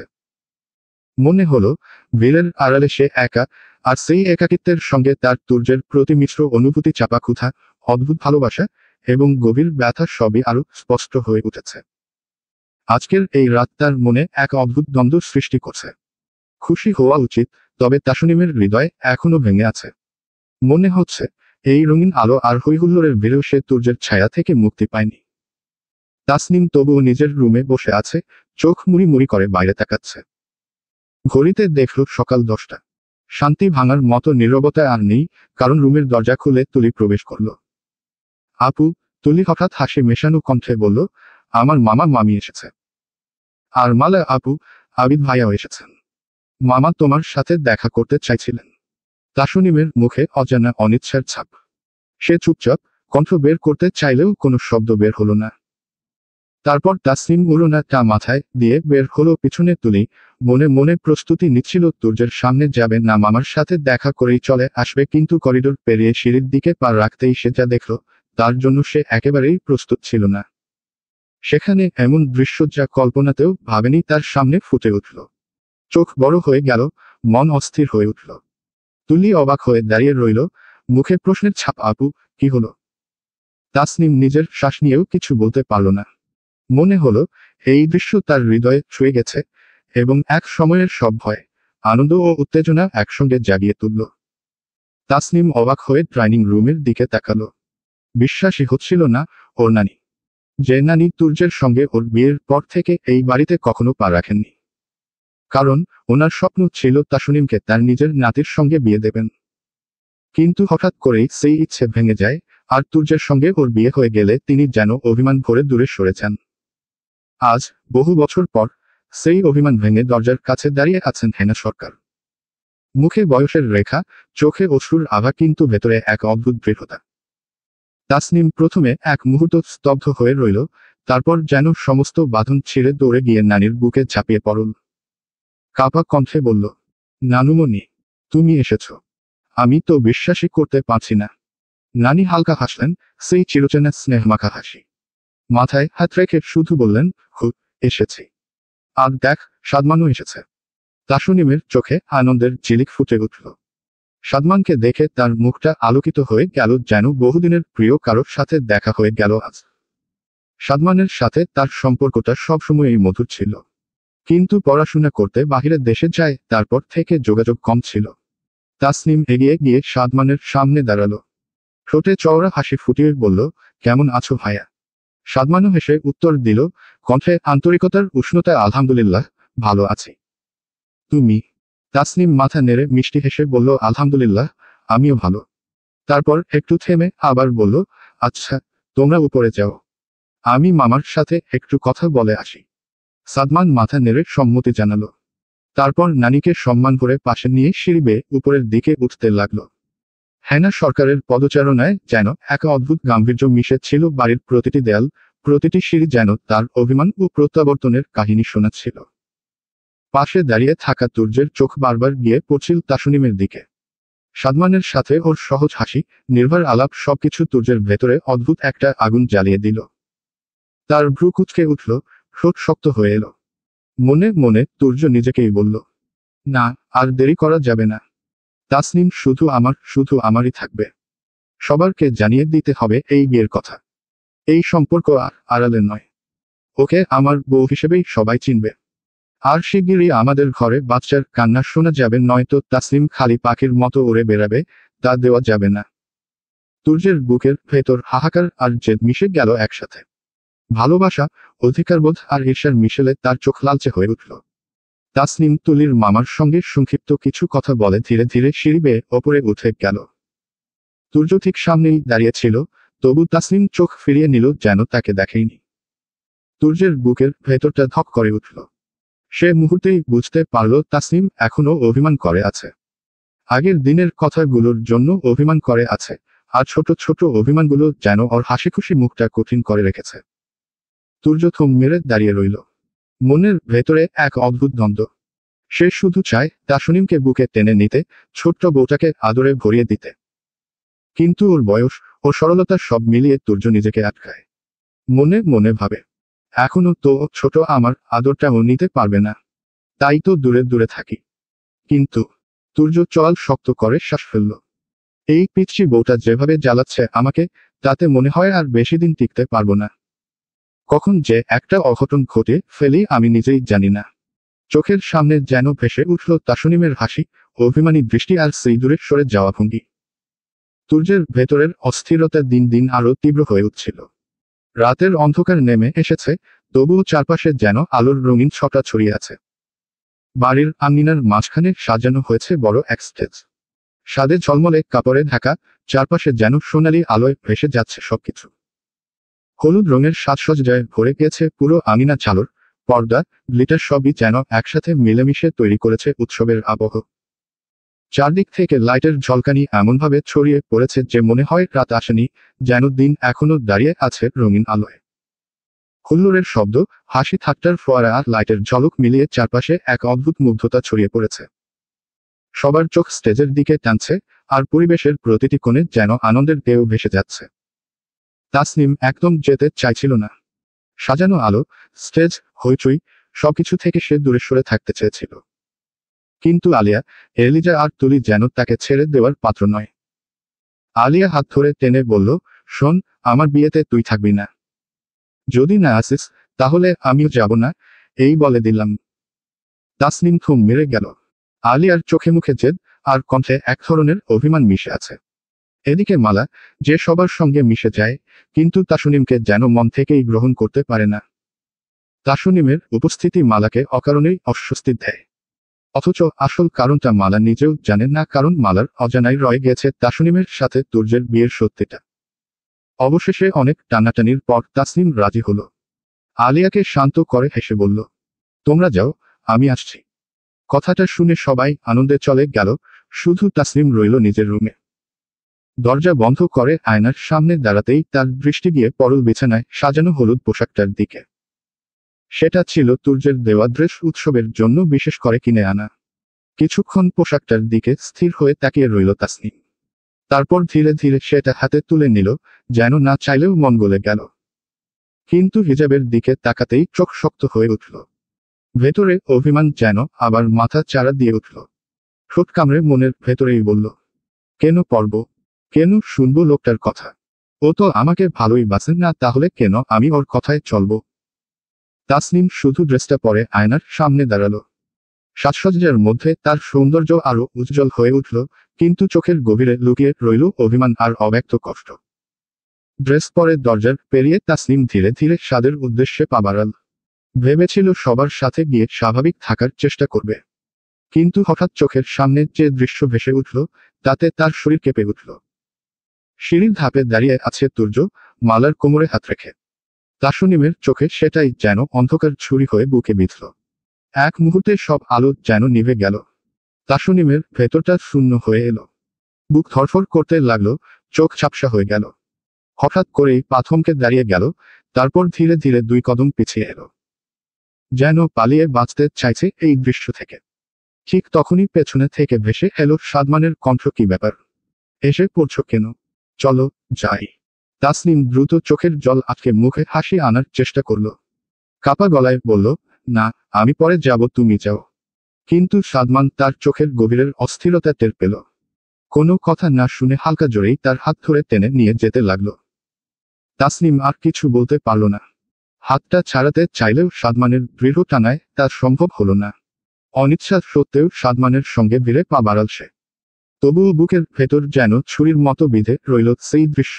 তুর্যের হাত মালার কোমর ধরার দৃশ্যটা শুধু চোখে ভাসছে।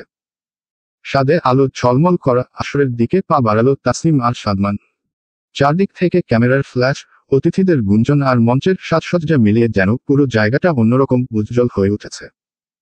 তবুও তুর্যের চোখে সেই ঝলকানি এক মুহূর্তে ম্লান হয়ে গেল, কারণ তার দৃষ্টি আটকে আছে এক জায়গায়। তাসনিমের হাত শক্ত করে ধরে রেখেছে সাদমান। দৃশ্যটা চোখে পড়তেই তুর্যের শরীর কেঁপে উঠল। মুহূর্তেই রক্ত মাথায় উঠে গেল।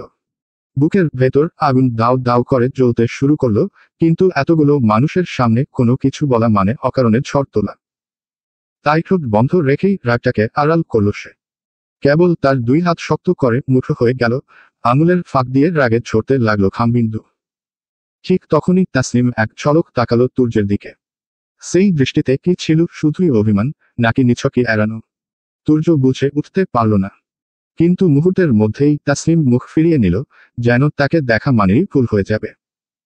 তারপর যেন হঠাৎ করেই সমস্ত বাঁধন ছিঁড়ে ফেলল সে। সাদমানের হাত ধীরে ধীরে সরিয়ে নিল নিজের হাত থেকে। চারপাশের হইচইয়ের মধ্যেও তুর্যের কাছে সেই মুহূর্তটা অস্বাভাবিক নীরব মনে হলো, যেন কেবল তাদের দুইজনকেই ঘিরে আছে এক অদৃশ্য শূন্যতা। তাসনিম সোজা হয়ে দাঁড়িয়ে কোনো কথা না বলেই স্টেজের দিকে এগিয়ে গেল। তার প্রতিটি পদক্ষেপের সঙ্গে যেন তুর্যের বুকের ভেতর ধুকধুক শব্দ আরো বেড়ে উঠছিল। তুর্য নিঃশ্বাস চেপে দাঁড়িয়ে রইল। ভেতরে ক্ষোভ আর যন্ত্রণা তোলপাড় করছে, তবুও সে কিছু বলতে পারল না। কারণ এই মুহূর্তে এতগুলো মানুষের সামনে তার অনুভূতি প্রকাশ করাটাই সবচেয়ে বড় ভুল হয়ে যাবে। তাই সে চুপচাপ দাঁড়িয়ে শুধু দেখল কিভাবে তাসনিম তার থেকে মুখ ফিরিয়ে দূরে চলে যাচ্ছে। এলিজা যেন অন্য জগতে এসে পড়েছে। বিয়ের আগের রাতের গায়ের হলুদে চারপাশ ঝলমল করছে হলুদ, লাল শাড়ি, ফুলের মালা আর হাসি ঠাট্টার শব্দে। তার চোখ দুটো বিস্ময় বড় হয়ে আছে, কারণ ছোটবেলা থেকে বিদেশে বড় হওয়ায় সে কখনো এভাবে কিছু দেখেনি। ও দেশে শুধু গির্জার বিয়ের আচার অনুষ্ঠান দেখেছে, সেখানে নেই এই রঙিন গান, নেই ঢাকের তালে তাল মেলানো আনন্দ, নেই হলুদের হলকানো গন্ধ। এলিজা মনের ভেতরেই বলল, কি আশ্চর্য! এখানকার প্রতিটা মুহূর্ত যেন গল্পের মতো। এইদিকে আলিয়া বসে আছে স্টেজে। এক হাতের রাঙা মেহেদি দিয়ে দিচ্ছে মালা, অন্য হাত আঁকড়ে ধরে রেখেছে তাসনিমের হাত। এত মানুষের ভিড়ে সে যেন শুধু তাসনিমকেই চাইছে পাশে। তার চোখের ভাষা স্পষ্ট, তাসনিম ছাড়া কাউকে এ কাজ করতে দেব না। তাসনিম ধীরে ধীরে গিয়ে বসল মেহেদির আসনে। চারদিক থেকে হাসি, খিলখিল শব্দ, ঢাকের বাজনা আর ফুলের গন্ধ ভেসে আসছে। কারো হাতে উজ্জ্বল নকশায় আঁকা হচ্ছে, কারো গালে খুশির ঝিলিক। ঠিক তখনই ওর হাতেও আলতো করে মেহেদি ছড়িয়ে দেওয়া হলো। আঙুলের ডগা থেকে শুরু করে তালু জুড়ে ছড়িয়ে পড়তে লাগলো রঙের খেলা। কিন্তু তাসনিমের ভেতরের মনটা যেন অন্য কিছুতে ভারী হয়ে আছে। বুকের ভেতর লুকিয়ে রাখা কষ্ট তাকে চেপে ধরছিল, চোখের কোণ ভিজে উঠতে চাইছিল। তবুও সে হেসে গেল, একটা সুন্দর শান্ত হাসি। কারণ আজকের দিনটা আলিয়ার জীবনের সবচেয়ে স্পেশাল দিন। আলিয়ার চোখে আনন্দের ঝিলিক ফুটে উঠেছে, আর সেই ঝিলিক ম্লান করার মতো কষ্টের ছায়া তাসনিম কোনোভাবেই আনতে রাজি নয়। সে মনে মনে বলল, না, আলিয়া আপুর সামনে কখনো মন খারাপ দেখাবো না। আজকের দিনটাকে আপুর জন্য নিখুঁত রাখতে হবে। ও যেন শুধু খুশি মনে রাখে, কোনো দুঃখ নয়। তারপর আলিয়া অপর হাতেকে মেহেদি দিয়ে দিতে লাগলো। আপু, আমাকেও মেহেদি দিয়ে দেবে না? চোখ মেলে কাতর ভঙ্গিতে বলল তুলি। তাসনিম মৃদু হাসল, তারপর বলল, আচ্ছা, দেব। এই সময় আলিয়া হেসে উঠল, তাসনিম, তুইও কিন্তু দিবি। শুধু আমি না। তাসনিম কোনো উত্তর দিল না, কেবল মাথা নেড়ে সম্মতি জানালো। মুখে হাসি থাকলেও ভেতরে কোথাও এক অদ্ভুত ভারী অনুভূতি জমে রইল।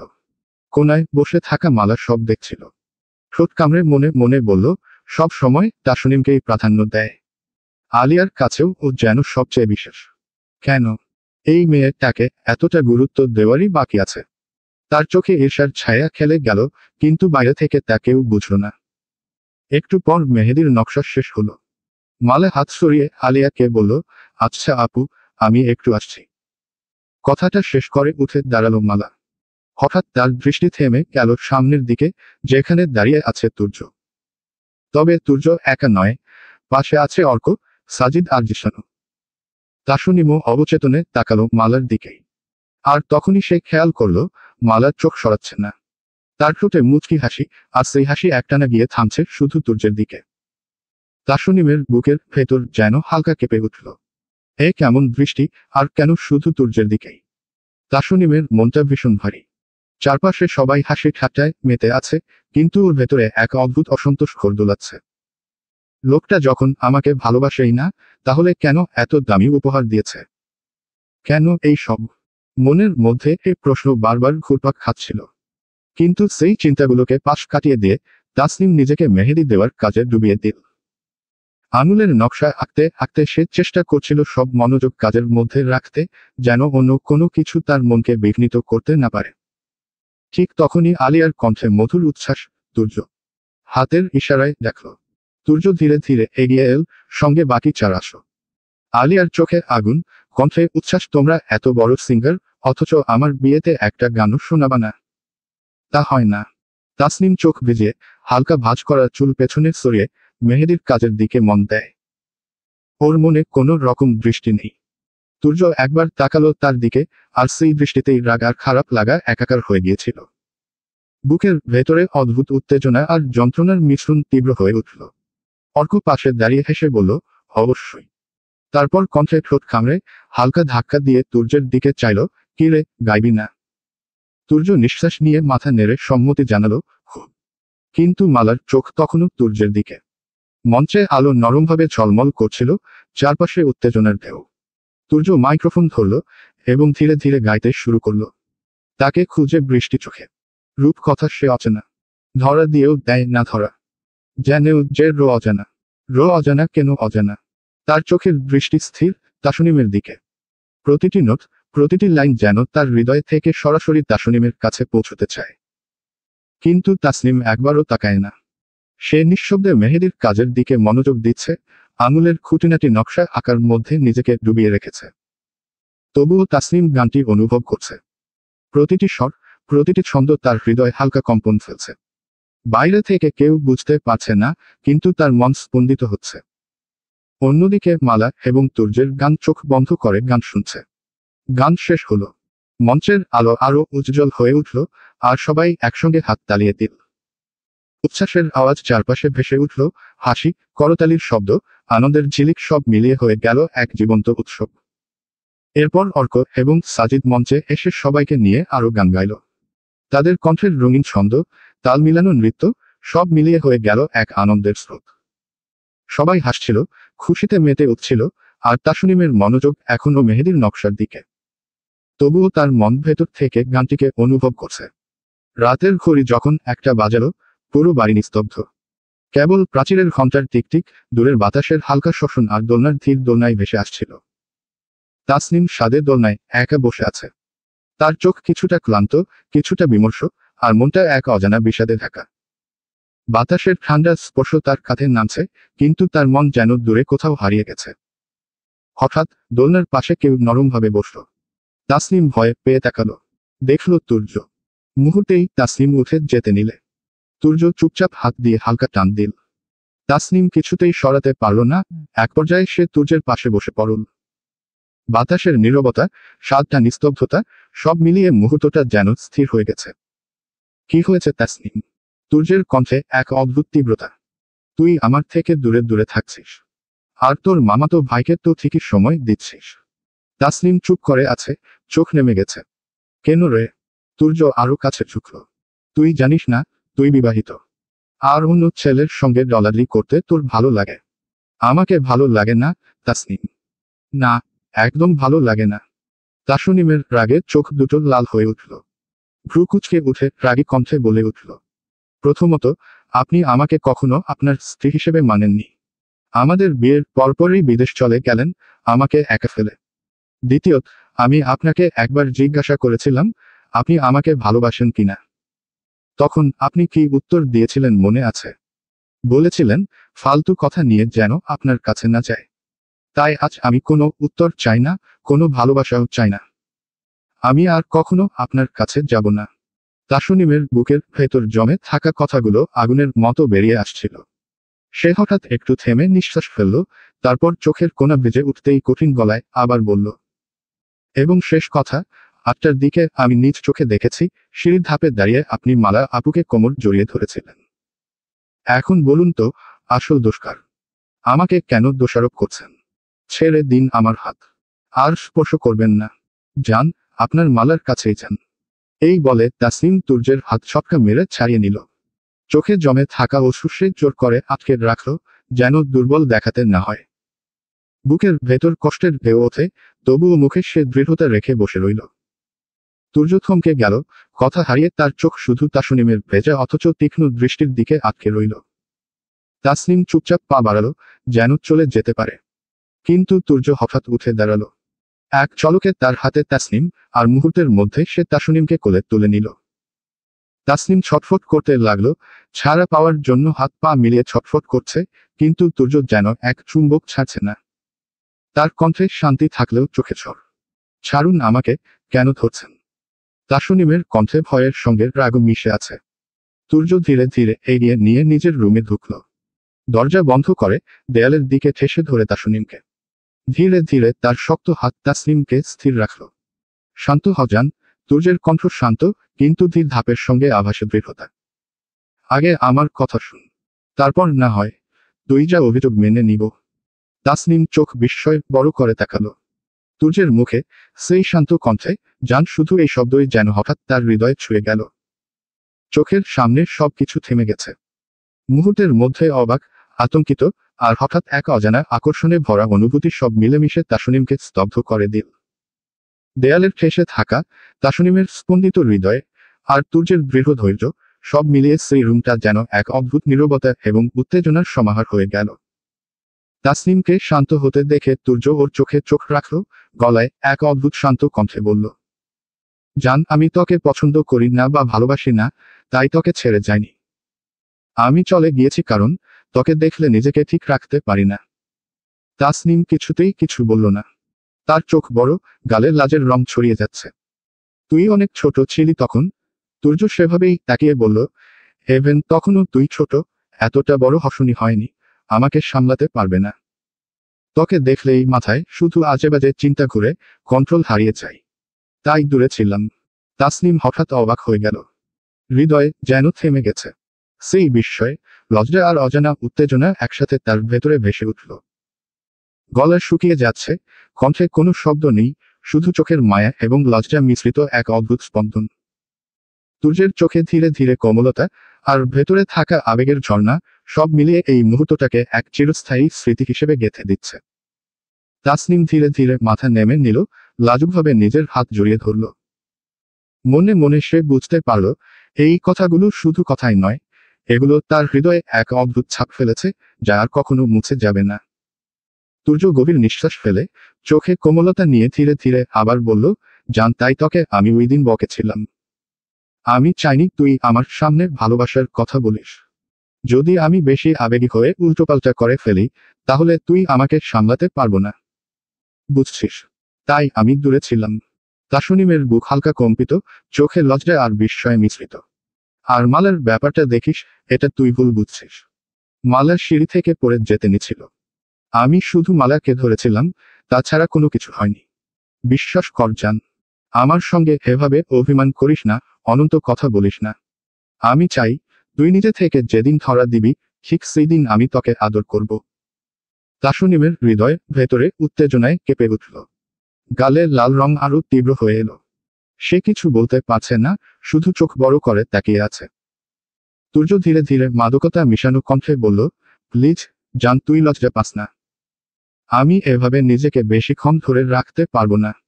এই অনুভূতিটা তুই বুঝিস না, তাই নিজেকে এভাবে লজ্জা পাস না। তাসনিমের চোখ আংশিকভাবে মেলল, হৃদয় দ্রুত ধুকপুক করছে। গলার শব্দ আটকে গেছে, কিন্তু তার ভেতরের লজ্জা, উত্তেজনা আর অজানা আকর্ষণ মিলেমিশে তাকে এক অদ্ভুত স্থিরতায় দাঁড় করিয়ে দিয়েছে। দুইজনের চোখ একত্রে মিলল এমন এক মুহূর্তে যেখানে কথার প্রয়োজন নেই, শুধু অনুভূতি, চুপচাপ এবং নিঃশব্দ আবেগের লহর। রাতের নিস্তব্ধতা, দেয়ালের কাছাকাছি থাকা হালকা বাতাস, সব মিলিয়ে মুহূর্তটা হয়ে উঠল এক চিরস্থায়ী আবেগঘন স্মৃতি। কিছুক্ষণ পর তাসনিম কাঁপা কাঁপা কণ্ঠ বলল, আমি আমি রুমে যাব। তুর্য চোখে মৃদু হাসি আর কণ্ঠে কোমলতা নিয়ে বলল, কেন, খারাপ লাগছে? তাসনিম মাথা নাড়ল, হু শব্দটা কণ্ঠে কেঁপে কেঁপে এলো। তুর্য হেসে ফেলে, যেন কোন দুষ্টু ছেলে না, আর বলে উঠল, কিছু করলাম না, তার আগেই এই বেহাল দশা। করলে তো পাওয়াই যেত না। তাসনিম আর দাঁড়াতে পারল না। বুকের ভেতর ধুকপুক করছে, গলা শুকিয়ে গেছে। হঠাৎ নিজেকে শক্তভাবে ধরে থাকা আর তুর্যের কাছ থেকে দূরে থাকা, দুইয়ের মধ্যে থাকা উত্তেজনা সামলানো যেন অসম্ভব হয়ে গেল। সে ধীরে ধীরে তুর্যের থেকে নিজের ছাড়িয়ে দরজা খোলার চেষ্টা করল। ভীত হলেও দৃঢ় মন নিয়ে তাসনিম ধাপে ধাপে নিজের রুমের দিকে এগোল। তারপর নিজের রুমে ঢুকে দরজা বন্ধ করে বিছানায় শুয়ে পড়ল। বুকের ভেতর এক অদ্ভুত চাপ মুক্তি পেল। বুক অসম্ভব রকম ধুকপুক করছে, মনে হচ্ছে প্রতিটি ধ্বনি তার ভেতরে প্রতিধ্বনিত হচ্ছে। তাসনিম ভাবল, লোকটা এভাবে নিজের অনুভূতি লুকিয়ে রাখে। আর আমার অবস্থা তো খারাপ করে দিয়েছে, এতটা কি পারফেক্টভাবে সব নিয়ন্ত্রণ করতে পারে? চোখ বন্ধ করে সে নিজের মনকে শান্ত করার চেষ্টা করল। কিন্তু হঠাৎ মনে হলো, প্রতিটি মুহূর্তে তুর্যের উপস্থিতি, তার কথা, হাসি, সবকিছুর প্রভাব এখনো তার হৃদয় প্রবাহিত। বুকের ধক ধক আর মনে হঠাৎ এক অদ্ভুত উত্তেজনা, লাজ এবং কিছুটা কষ্ট মিশে গেছে। রাতটা নিস্তব্ধ। তাসনিম জানে, আজকের রাতের এই সব ঘটনা তার মনে এক গভীর ছাপ রেখে যাবে, যা হয়তো কেবল সময়ের সঙ্গে আরো জোরালোভাবে প্রকাশ পাবে। সকালের আলো নরমভাবে ঘরের জানালা দিয়ে ঢুকছে না। হালকা হাওয়া ঘরের মধ্যে বয়ে যাচ্ছে, আর তাসনিমের মন ফুরফুরে। সে হাসি মুখে সবাইকে সালাম জানাচ্ছে, কথা বলছে, ছোটখাটো রসিকতা করছে। চারপাশে সবাই তাকে ঘিরে আনন্দে মেতে উঠছে। আলিয়া আর তুলির চোখে বিস্ময় আর খুশি। তুলির মন ভেতরে একরকম উচ্ছ্বাসে ভরে উঠল। কি হলো, আজকে তাসনিমের মন এতটা ভালো? যাই হোক, মন ভালো হয়েছে, এটাই অনেক। কিন্তু মালার দিকে তাকালেই বোঝা যায়, সকাল থেকেই তার মন ভারাক্রান্ত। চোখে অদ্ভুত নিস্তব্ধতা, মুখে হালকা বিষণ্ণতা। তুলির মনে প্রশ্ন জাগল, কি হয়েছে মালা আপুর? কেন এই খারাপ মন? সে অনেকবার জিজ্ঞেস করেও মালা কোনো উত্তর দেয়নি। শুধু হালকা কণ্ঠে কিছু না বলেছে, কিন্তু চোখের গভীরতা অন্য কিছু বলছিল। মনের ভেতরে কোনো অজানা চিন্তা, দুঃখ বা দ্বন্দ্ব, যা প্রকাশের সাহস হয়নি। তাসনিমের ফুরফুরে মেজাজ আর মালার মৃদু বিষণ্ণতা, এই পার্থক্য তুলির নজরে পড়ল। সে ভাবল, হয়তো আজকের সকালটা তাসনিমের জন্য আনন্দের হলেও মালার জন্য কিছুটা বোঝাপড়ার প্রয়োজন। বিকেলের আলো নরম হলেও বাতাসে এক অদ্ভুত বিষণ্ণতা ভাসছে। চারপাশে মানুষের ভিড়, হালকা চুপচাপ আর এক ধরনের অনিশ্চয়তা, সব মিলিয়ে দিনটাকে আরো আবেগঘন করে তুলেছে। আলিয়ার বিয়ে ইতিমধ্যেই সম্পন্ন হয়েছে। তার চোখ লাল, গালে অশ্রুর চিহ্ন, আর হারহিম করা কান্না বের হচ্ছে। যাওয়ার সময় আলিয়া নিজের অনুভূতি ধরে রাখতে পারছে না। তাসনিম আর তুলিও পাশে দাঁড়িয়ে কাঁদছে, হৃদয়ে মিশ্র অনুভূতি, আনন্দের সঙ্গে দুঃখ। আলিয়ার মা আয়েশা মির্জা সন্তানকে ছাড়তে করতে পারছে না। কণ্ঠে অশ্রু আর দম বন্ধ হয়ে আসা, চোখে বিষণ্ণতার ছাপ। তিনি আলিয়ার জন্য যন্ত্রণা সহ্য করতে পারছেন না, চোখে অশ্রুর ধারা, হৃদয়ে ভেঙে যাওয়ার মতো। আলিয়ার বাবা খালেদ মির্জা হালকা কাঁপছে বুক ভেতর, কিন্তু চেহারায় দৃঢ়তা রেখেছেন। শক্ত থাকার চেষ্টা করছে, যেন পরিবারের সবাইকে সমর্থন দিতে পারেন। হৃদয়ে ভাঙছে, কিন্তু মুখে তাকে দৃঢ়ভাবে হাসি ধরে রাখতে হচ্ছে। আর জিসান, সে চেষ্টা করছে কান্না থামাতে, কিন্তু পারছে না। চোখের কোণা ভিজে গেছে, হাত পা অস্থির, হৃদয়ে জড়িয়ে আছে ব্যথায়। প্রতি মুহূর্তে মনে হচ্ছে সবকিছু ছাড়িয়ে চলে যাওয়া খুব কঠিন। তুর্যের মন খারাপ করছে। বুকের ভেতর এক অজানা ভার, হৃদয়ে যেন চাপের নিচে দম ফেলার মতো। কিন্তু সে জানে, এখন যদি সে কান্না শুরু করে, তাহলে বাকি সবার মনকে সামলাবে। তাই চুপচাপ, চোখে গভীর আবেগ রেখে স্থিরভাবে দাঁড়িয়ে আছে। আলিয়ার কান্নার আওয়াজ ধীরে ধীরে তীব্র হয়ে উঠল। তার চোখ লাল, মুখে অশ্রু, প্রতি নিঃশ্বাস যেন বিদায়ের ব্যথা বহন করছে। হঠাৎ এক মুহূর্তে অতিরিক্ত আবেগের চাপে আলিয়া অজ্ঞান হয়ে যায়। আলিয়ার হাসবেন্ড আসিফ ততক্ষণে এগিয়ে আসে। সে কোমলভাবে আলিয়াকে কোলে তুলে নেয়। আলিয়ার শরীর তার হাতের কাছে হালকা, কিন্তু হৃদয় টুকরো টুকরো হয়ে যাচ্ছে তার চোখে। সবার দিকে একবার চেয়ে দেখে ধীরে ধীরে বিদায় জানায়। তাসনিম, তুলি, জিসান সবাই কাঁদছে, অথচ বলতে পারছে না। প্রতিটি চোখে অশ্রু, প্রতিটি হৃদয়ে দুঃখ। গাড়ির দিকে এগিয়ে আলিয়াকে কোলে নিয়ে উঠে বসে আসবেন। কিছু মুহূর্তের মধ্যে গাড়ির ইঞ্জিনের আওয়াজে, বাতাসের হালকা দোলনে তারা ধীরে ধীরে চোখের আড়ালে অদৃশ্য হয়ে যায়। বাড়ির মধ্যে এক নিস্তব্ধতা, শূন্যতা ভেসে আসে। প্রতিটি মানুষের মনে শুধু শুধু সেই বিদায়ের প্রতিধ্বনি বাজছে, কান্না, দুঃখ আর হৃদয়ের ভাঙা মুহূর্তের ছাপ। পরের দিন সকালের আলোয় বাড়িটা যেন অন্যরকম লাগছিল। আঙিনার কোণে সাজসজ্জার ফুলগুলো এখনো ঝুলে আছে, তবে রাতভর আনন্দ শেষে যেন ক্লান্ত হয়ে নুয়ে পড়েছে। সকালের খাবারের টেবিলে সবাই হেঁকে হেঁকে বসে পড়ল। চারপাশে এক অদ্ভুত নিস্তব্ধতা, কেউ যেন ঠিকমতো কিছু বলতে পারছে না, অথচ প্রত্যেকের চোখেই ক্লান্তি আর গতকালের স্মৃতির ছাপ। তুর্য নীরবে চামচ খুঁড়াতে খুঁড়াতে হঠাৎ মাথা তুলে বলল, আমি তাহলে আজকে চলে যাব। আমার কাজ তো শেষ।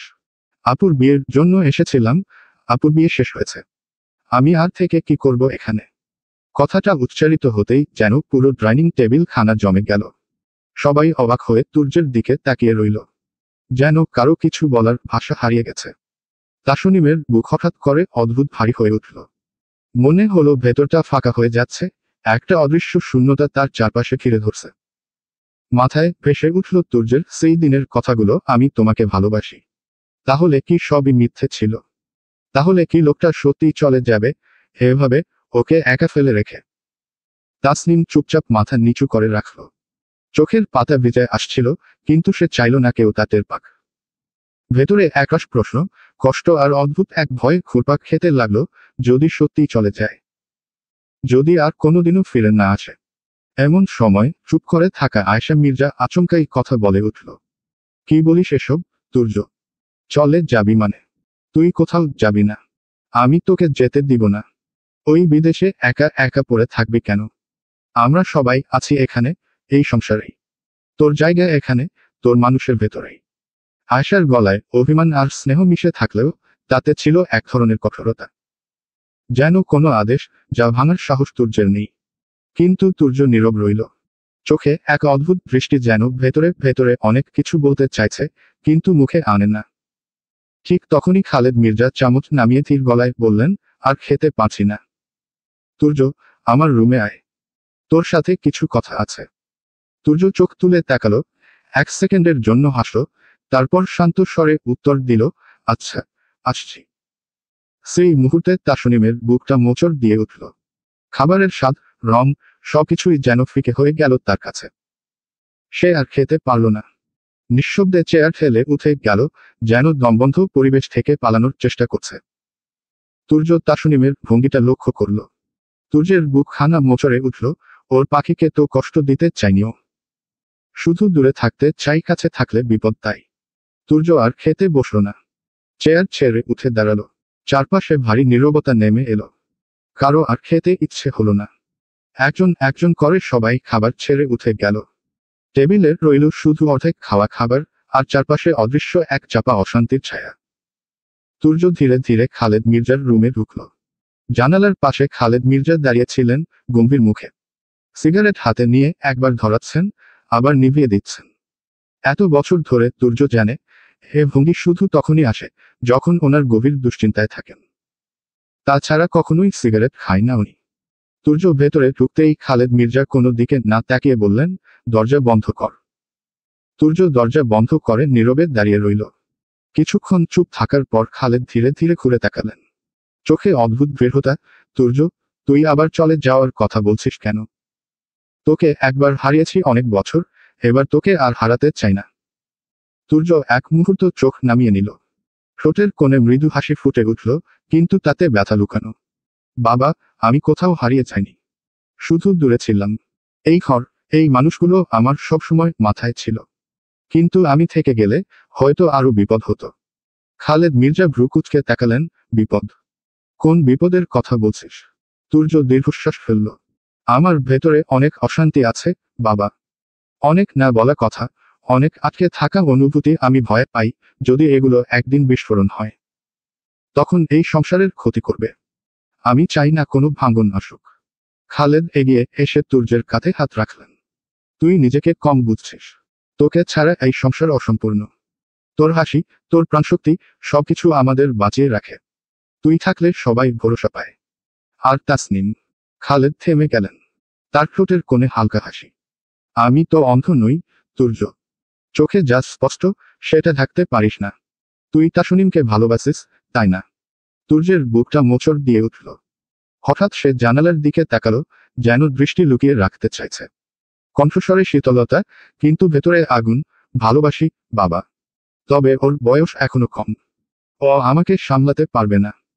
আমি চাই না আমার কারণে ওর জীবন জট পাকিয়ে যাক। খালেদ মৃদু হেসে বললেন, সময় সবকিছু শিখিয়ে দেয়, তুর্য। তুই শুধু তোর অনুভূতিকে অস্বীকার করিস না। তাসনিম এখন বড় হয়েছে অনেক, তাই আমার মনে হয় ও তোকে ভালোবাসে। রুমের ভেতর ভারী নীরবতা নেমে এলো। তুর্য মাথা নিচু করে দাঁড়িয়ে রইল। তার বুকের ভেতর ঝড় চলছে, অথচ মুখে শুধু শান্ত স্বীকারোক্তি। বাবা, আমি থাকতে চাই কিন্তু ভয় করি। খালিদ মির্জা বলল, কিছু হবে না, থেকে যা, আস্তে আস্তে সব ঠিক হয়ে যাবে। তুর্য মাথা নেড়ে বলল, আচ্ছা বাবা। খালিদ মির্জা হাসল। তারপর তুর্য ওনার রুম থেকে বেরিয়ে এলো। বাড়ির ছাদে নীরবতা নেমে এসেছে। বিকেলের আলো ধীরে ধীরে ম্লান হয়ে চারপাশে ছড়িয়ে দিচ্ছে হালকা সোনালি আভা। দূরে পাখিরা ডানায় ভর করে বাসায় ফিরছে, মাঝে মাঝে পাতার ফাঁক গলে আসা বাতাসে সুর শব্দ উঠছে। তুলি একা দাঁড়িয়ে আছে ছাদে। মনের ভেতর অদ্ভুত এক কষ্ট জমে আছে। তুর্য চলে যাবে। কত বছর পর বড় ভাইকে কাছে পেয়েছে, এভাবে চলে গেলে আবার একা হয়ে যাবে সবাই। বুকের ভেতরটা হাহাকার করছে। হঠাৎ করেই পাশে কারো উপস্থিতি টের পেল সে। ঘাড় ঘুরিয়ে তাকাতেই দেখে সাজিদ এসে দাঁড়িয়েছে। শান্ত মুখে চুপচাপ তাকিয়ে আছে তার দিকে। তুলি একটু সরে দাঁড়িয়ে অপ্রস্তুত কণ্ঠে বলল, আপনি? সাজিদ হালকা হাসল, মৃদু স্বরে উত্তর দিল, হু, আমি। কি হলো? মন খারাপ করছো নাকি? তুলি নিচে চোখ নামিয়ে বলল, হু ভাইয়া চলে যেতে যাচ্ছে। এতদিন পর কাছে পেয়েছি, আবার চলে গেলে কেমন করে থাকবো? সাজিদ কয়েক মুহূর্ত চুপ করে থেকে ছাদে ছড়িয়ে থাকা আলো আধারির দিকে তাকালো। তারপর দৃঢ় কণ্ঠে বলল, যাবেন না তুর্য, আমার মনে হয়। তুলি বিস্মিত চোখে তাকালো তার দিকে। মানে? বাড়ির ছাদে গোধূলির আলো নিভে আসছে ধীরে ধীরে। মৃদু বাতাসে চারপাশে এক অদ্ভুত আবেশ তৈরি হয়েছে। তুলি দাঁড়িয়ে আছে অস্থির মনে, আর পাশে দাঁড়িয়ে সাজিদ শান্ত দৃষ্টিতে তাকিয়ে আছে তার দিকে। সাজিদ হঠাৎ মৃদু হেসে বলল, এত বছর পর তুর্য এসেছে, বউয়ের কাছে ফিরেছে। আবার চলে যাবে বলে মনে হয় তোমার? তা হয় নাকি? তুলি চোখ নামিয়ে কণ্ঠ ভেজা ভেজা হয়ে বলল, জানি না, কিন্তু ভাইয়া যদি চলে যায়, আমি ভীষণ কষ্ট পাবো। সাজিদ কিছুটা কাছে এসে নরম গলায় বলল, চিন্তা করো না, তুর্য যাবে না। আমি নিজে বুঝিয়ে বলবো ওকে। তুলির ঠোঁটে অল্প একটা হাসি ফুটে উঠল। চোখে কৃতজ্ঞতার আভা ভাসল। ধন্যবাদ আপনাকে। সাজিদ মাথা নেড়ে হালকা গম্ভীর কণ্ঠে বলল, ধন্যবাদ দিতে হবে না, আমার অন্য কিছু চাই। তুলি কপালে ভাঁজ ফেলে অবাক হয়ে তাকালো। কি চান? সাজিদের চোখে তখন এক অদ্ভুত ঝিলিক। ঠোঁটে গোপন হাসি খেলল। যখন দরকার হবে তখন চেয়ে নেব। দেবে তো? তুলি এক মুহূর্ত স্থির দৃষ্টিতে তাকিয়ে থেকে আস্তে মাথা নেড়ে সম্মতি দিল। আচ্ছা, তাহলে আপনার কাছে আমি ঋণী হয়ে থাকলাম। কথা শেষ করে তুলি হালকা দীর্ঘশ্বাস ফেলে আবার দৃষ্টি ফেরালো উঠোনের দিকে। সাজিদ আর কোনো কথা বলল না, শুধু নীরব চোখে তাকিয়ে রইল। সেই চোখে যেন ছিল অদ্ভুত রহস্য, অজানা প্রতিশ্রুতি, আর ভবিষ্যতের অচেনা কোনো দাবির ইঙ্গিত। রাত ৯টা। তাসনিম নিজের রুমে একা বসে আছে। চারপাশে নীরবতা, শুধু টেবিল ল্যাম্পের ম্লান আলোয় রুমটা যেন আরো নিস্তেজ হয়ে উঠেছে। বুকের ভেতর অদ্ভুত কষ্ট জমে আছে, আজকে সারাদিন কিছু খায়নি সে। ঠিক তখনই দরজার করচার শব্দ হলো। তাসনিম চমকে তাকালো, দেখল তুর্য ঢুকছে না রুমে। সে চোখ নামিয়ে দ্রুত ভান ধরল যেন কিছুই দেখেনি, নিঃশব্দে বসে রইল। তুর্য দরজা আস্তে বন্ধ করে দিল। ধীর পায়ে এগিয়ে এসে তাসনিমের পাশে বসল। তার চোখে অদ্ভুত মমতা ভর করে আছে। শান্ত গলায় বলল, কি রে বউ, কি হয়েছে? শুনলাম সারাদিন নাকি খাবার খাসনি। তাসনিম ঠোঁট কামড়ে ঠান্ডা স্বরে উত্তর দিল, তাতে কার কি? একজন তো চলে যাওয়ার জন্য ব্যস্ত হয়ে পড়েছে। আমি খাই বা না খাই, মরে যাও। কথাগুলো শেষ করার আগেই তুর্য আচমকা তাসনিমকে এক টানে নিজের কোলে তুলে নিল। কোমর শক্ত করে জড়িয়ে ধরল। কাজটা এত দ্রুত হলো যে তাসনিম অবাক হয়ে গেল। বুক থকথক করছে, আর গাল লজ্জায় লাল হয়ে উঠল। তুর্য নিচু গলায় বলল, আমি তোর ভালোর জন্যই তো দূরে থাকতে চাই, জান। কিন্তু তুই সব আজেবাজে ভেবে বসেস। তাসনিম শ্বাস আটকে তাকিয়ে রইল ওর চোখে। তুর্যের কণ্ঠে এবার দৃঢ়তা, আমি তোর কাছে থাকলে কি হবে, বলতে পারিস? আমি আগেই বলেছি, তুই যদি এটাই চাস আমার কোনো অসুবিধা নেই। তাসনিমের বুকের ভেতর ধুকধুক শব্দ যেন বেড়ে উঠল। মনে হলো তার সমস্ত অভিমান, সমস্ত কষ্ট তুর্যের কথার ভেতর কোথাও গলে যাচ্ছে। তারপর তুর্য হঠাৎ ঝুঁকে এসে তাসনিমের ঠোঁট নিজের ঠোঁটে চেপে ধরল। আচমকা এই স্পর্শে তাসনিম অবাক হয়ে চোখ বড় বড় করে তাকিয়ে রইল। শরীর যেন মুহূর্তেই জমে গেল তার। কিন্তু তুর্যের ভ্রুক্ষেপ নেই। কোমরের রাখা হাতটা সরিয়ে সে এবার আঙুল চালিয়ে দিল তাসনিমের চুলের ভাঁজে। অন্য হাত দিয়ে ধীরে ধীরে খুলে ফেলল ওড়নাটা, যেন পুরো পৃথিবী থেকে ওদের আলাদা করে ফেলতে চাইছে। তাসনিম লজ্জায় মরে যাচ্ছে, শরীর কাঁপছে অবিরাম, মনে হচ্ছে বুকের ভেতর হৃদস্পন্দন ফেটে বেরিয়ে আসবে। কিছুক্ষণ পর তুর্য ঠোঁটের বাঁধন আলগা করে নিয়ে গলা বরাবর নেমে এলো। ঠোঁটের পরশে তাসনিমের শরীর আরো তীব্রভাবে কেঁপে উঠল। সে এক হাত দিয়ে তুর্যের চুল আঁকড়ে ধরল, মনে হলো সামলাতে না পারলে হয়তো ভেঙেই পড়বে। তুর্য গলায় চুমু দিতে দিতে একরকম হাসকি কণ্ঠে ফিসফিস করে বলল, এইটুকুতেই এত কাঁপাকাঁপি? আমাকে পুরোটা সামলাতে পারবি তো, তাসনিম? তাসনিম কিছু বলল না। মুখ বন্ধ, চোখে লজ্জার ছায়া, ঠোঁটে নিঃশব্দ কাঁপন। তার নীরবতায় যেন উত্তর হয়ে রইল তুর্যের জন্য। তাসনিমের বুকের থুকথুক শব্দ শোনার মত ছিল। তুর্য এবার ধীরে ধীরে হাত বাড়াল তাসনিমের জামার ভিতরে। আঙুলগুলো আস্তে আস্তে পেট বরাবর নেমে এল। হঠাৎ সে আরো উপরের দিকে এগোতে চাইল, যেন এক মুহূর্তেই সব বাধা ভেঙে ফেলতে চায়।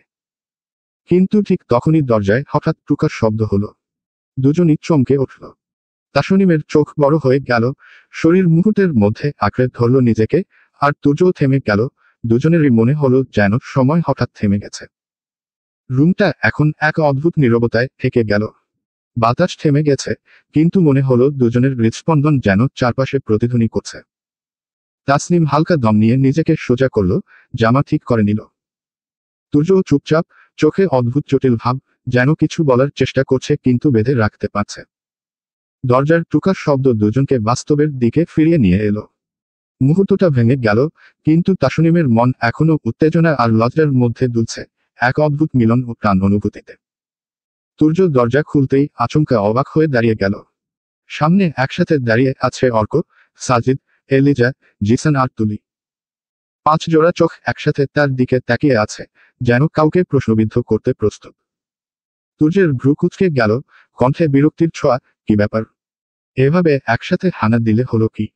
তোরা সবাই মিলে এখানে আসছিস কেন? এলিজা এক পা এগিয়ে এল, মুখে অভিমান মাখা স্বর, আগে বল, তুই এত তাড়াতাড়ি চলে যাবি কেন? আমি আরো থাকতে চাই বাংলাদেশ।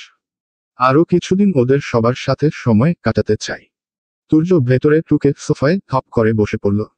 চোখে যেন অস্বস্তি আর ক্লান্তি মিশে আছে। এক মুহূর্ত নীরব থেকে শুধু বলল, আমার ইচ্ছে তাই। কথাটা যেন একেবারে ঠান্ডা ছুরির মতো গেঁথে গেল বাকিদের মনে। রুমটা ভারী হয়ে উঠল। জিসান এবার এগিয়ে এলো, কণ্ঠে চাপা ক্ষোভ আর কষ্ট। ভাইয়া, এটা কিন্তু ঠিক না। তুমি এমন করে হঠাৎ করে চলে যেতে পারো না। আমরা সবাই মিলে এত বছর পর তোকে পেয়েছি। তুমি না থাকলে আবার এই বাড়ি শুনশান হয়ে যাবে। জিসান কথা শেষ করার আগেই তুলি যেন আর সামলাতে পারল না। চোখ ভিজে কণ্ঠ কেঁপে উঠল, আর কেন যাবে? তোমাকে আমরা আর যেতে দিব না। রুমটা হঠাৎ স্তব্ধতা নেমে এলো।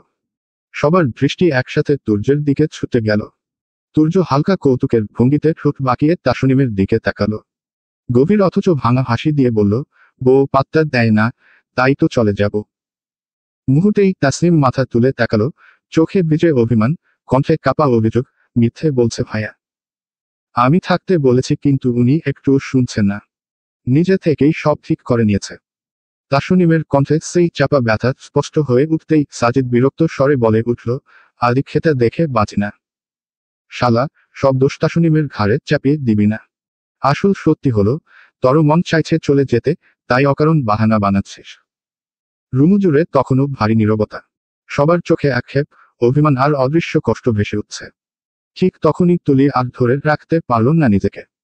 কাদো কাদো মুখে এগিয়ে এসে কণ্ঠ কেঁপে বলল, ভাইয়া প্লিজ যেও না। তুমি চলে গেলে আমাদের কারো ভালো লাগবে না। একটুও না। তুর্য গভীর দৃষ্টিতে তুলির চোখের দিকে তাকালো। মৃদু হাসি দিয়ে ইশারা করল, যেন তাকে কাছে বসতে বলে। তুলি দ্বিধা না করে এগিয়ে এসে তার পাশে বসল। তুর্য ধীর কণ্ঠে প্রশ্ন ছুড়ে দিল, কেন আমি না গেলে তুই খুশি হবি? তুলির চোখ ভিজে উঠল, কণ্ঠে নিখাদ ভালোবাসা, খুব, অনেক খুশি হব। তুমি কাছে থাকলেই আমাদের পৃথিবীটা পূর্ণ লাগে। তুর্যের ঠোঁটে দীর্ঘশ্বাস ভাঙা এক টুকরো হাসি ফুটল। চারপাশের সবার দিকে একবার তাকিয়ে শান্ত গলায় বলল, আচ্ছা তাহলে আর যাব না। মুহূর্তেই তুলির চোখ জ্বলে উঠল আনন্দে। সে হাত জোর করে অবাক স্বরে ফিসফিস করে বলল, ধন্যবাদ ভাইয়া। তাসনিম নিঃশব্দে বসেছিল, কিন্তু তার বুকের ভেতর হঠাৎই অদ্ভুত এক স্বস্তি খেলে গেল। মনে হলো যেন ভারী পাথরটা নেমে গেল হৃদয়ের উপর থেকে। এলিজা, সাজিদ, অর্ক আর জিসানু স্বস্তির দৃষ্টিতে একে অপরের দিকে তাকালো। রুমুর পরিবেশে এক ঝলক উষ্ণতা ছড়িয়ে পড়ল। এলিজা ঠোঁট উল্টে হালকা বিরক্তির সুরে বলল, যাই হোক তুই চলে গেলেও আমি কিন্তু কিছুদিন থেকে যেতাম। ওই বিদেশ আর ভালো লাগে না, দেশে থাকতে ভালো লাগে আমার।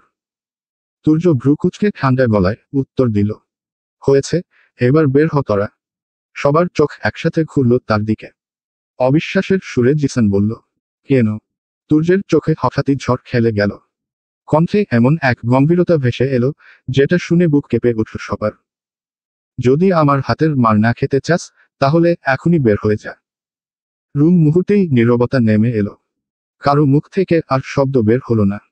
সবাই ভালো করেই জানে তুর্য যদি একবার বলে মারব, তাহলে সত্যিই মারতে কুণ্ঠা করে না। একে একে সবাই মাথা নিচু করে রুম থেকে বেরিয়ে গেল। দরজা বন্ধ হওয়ার শব্দটুকু যেন পুরো বাড়িটাকে স্তব্ধ করে দিল। আর কেউ কিছু বলতে পারল না। ঠিক তখনই তুর্য সোফা থেকে ধীরে ধীরে উঠে দাঁড়ালো। তার চোখে এক অদ্ভুত রাগ আর অস্থিরতা জমে আছে। কোনো কিছু না ভেবেই সে গিয়ে দরজাটা জোরে ঠাস করে বন্ধ করে দিল।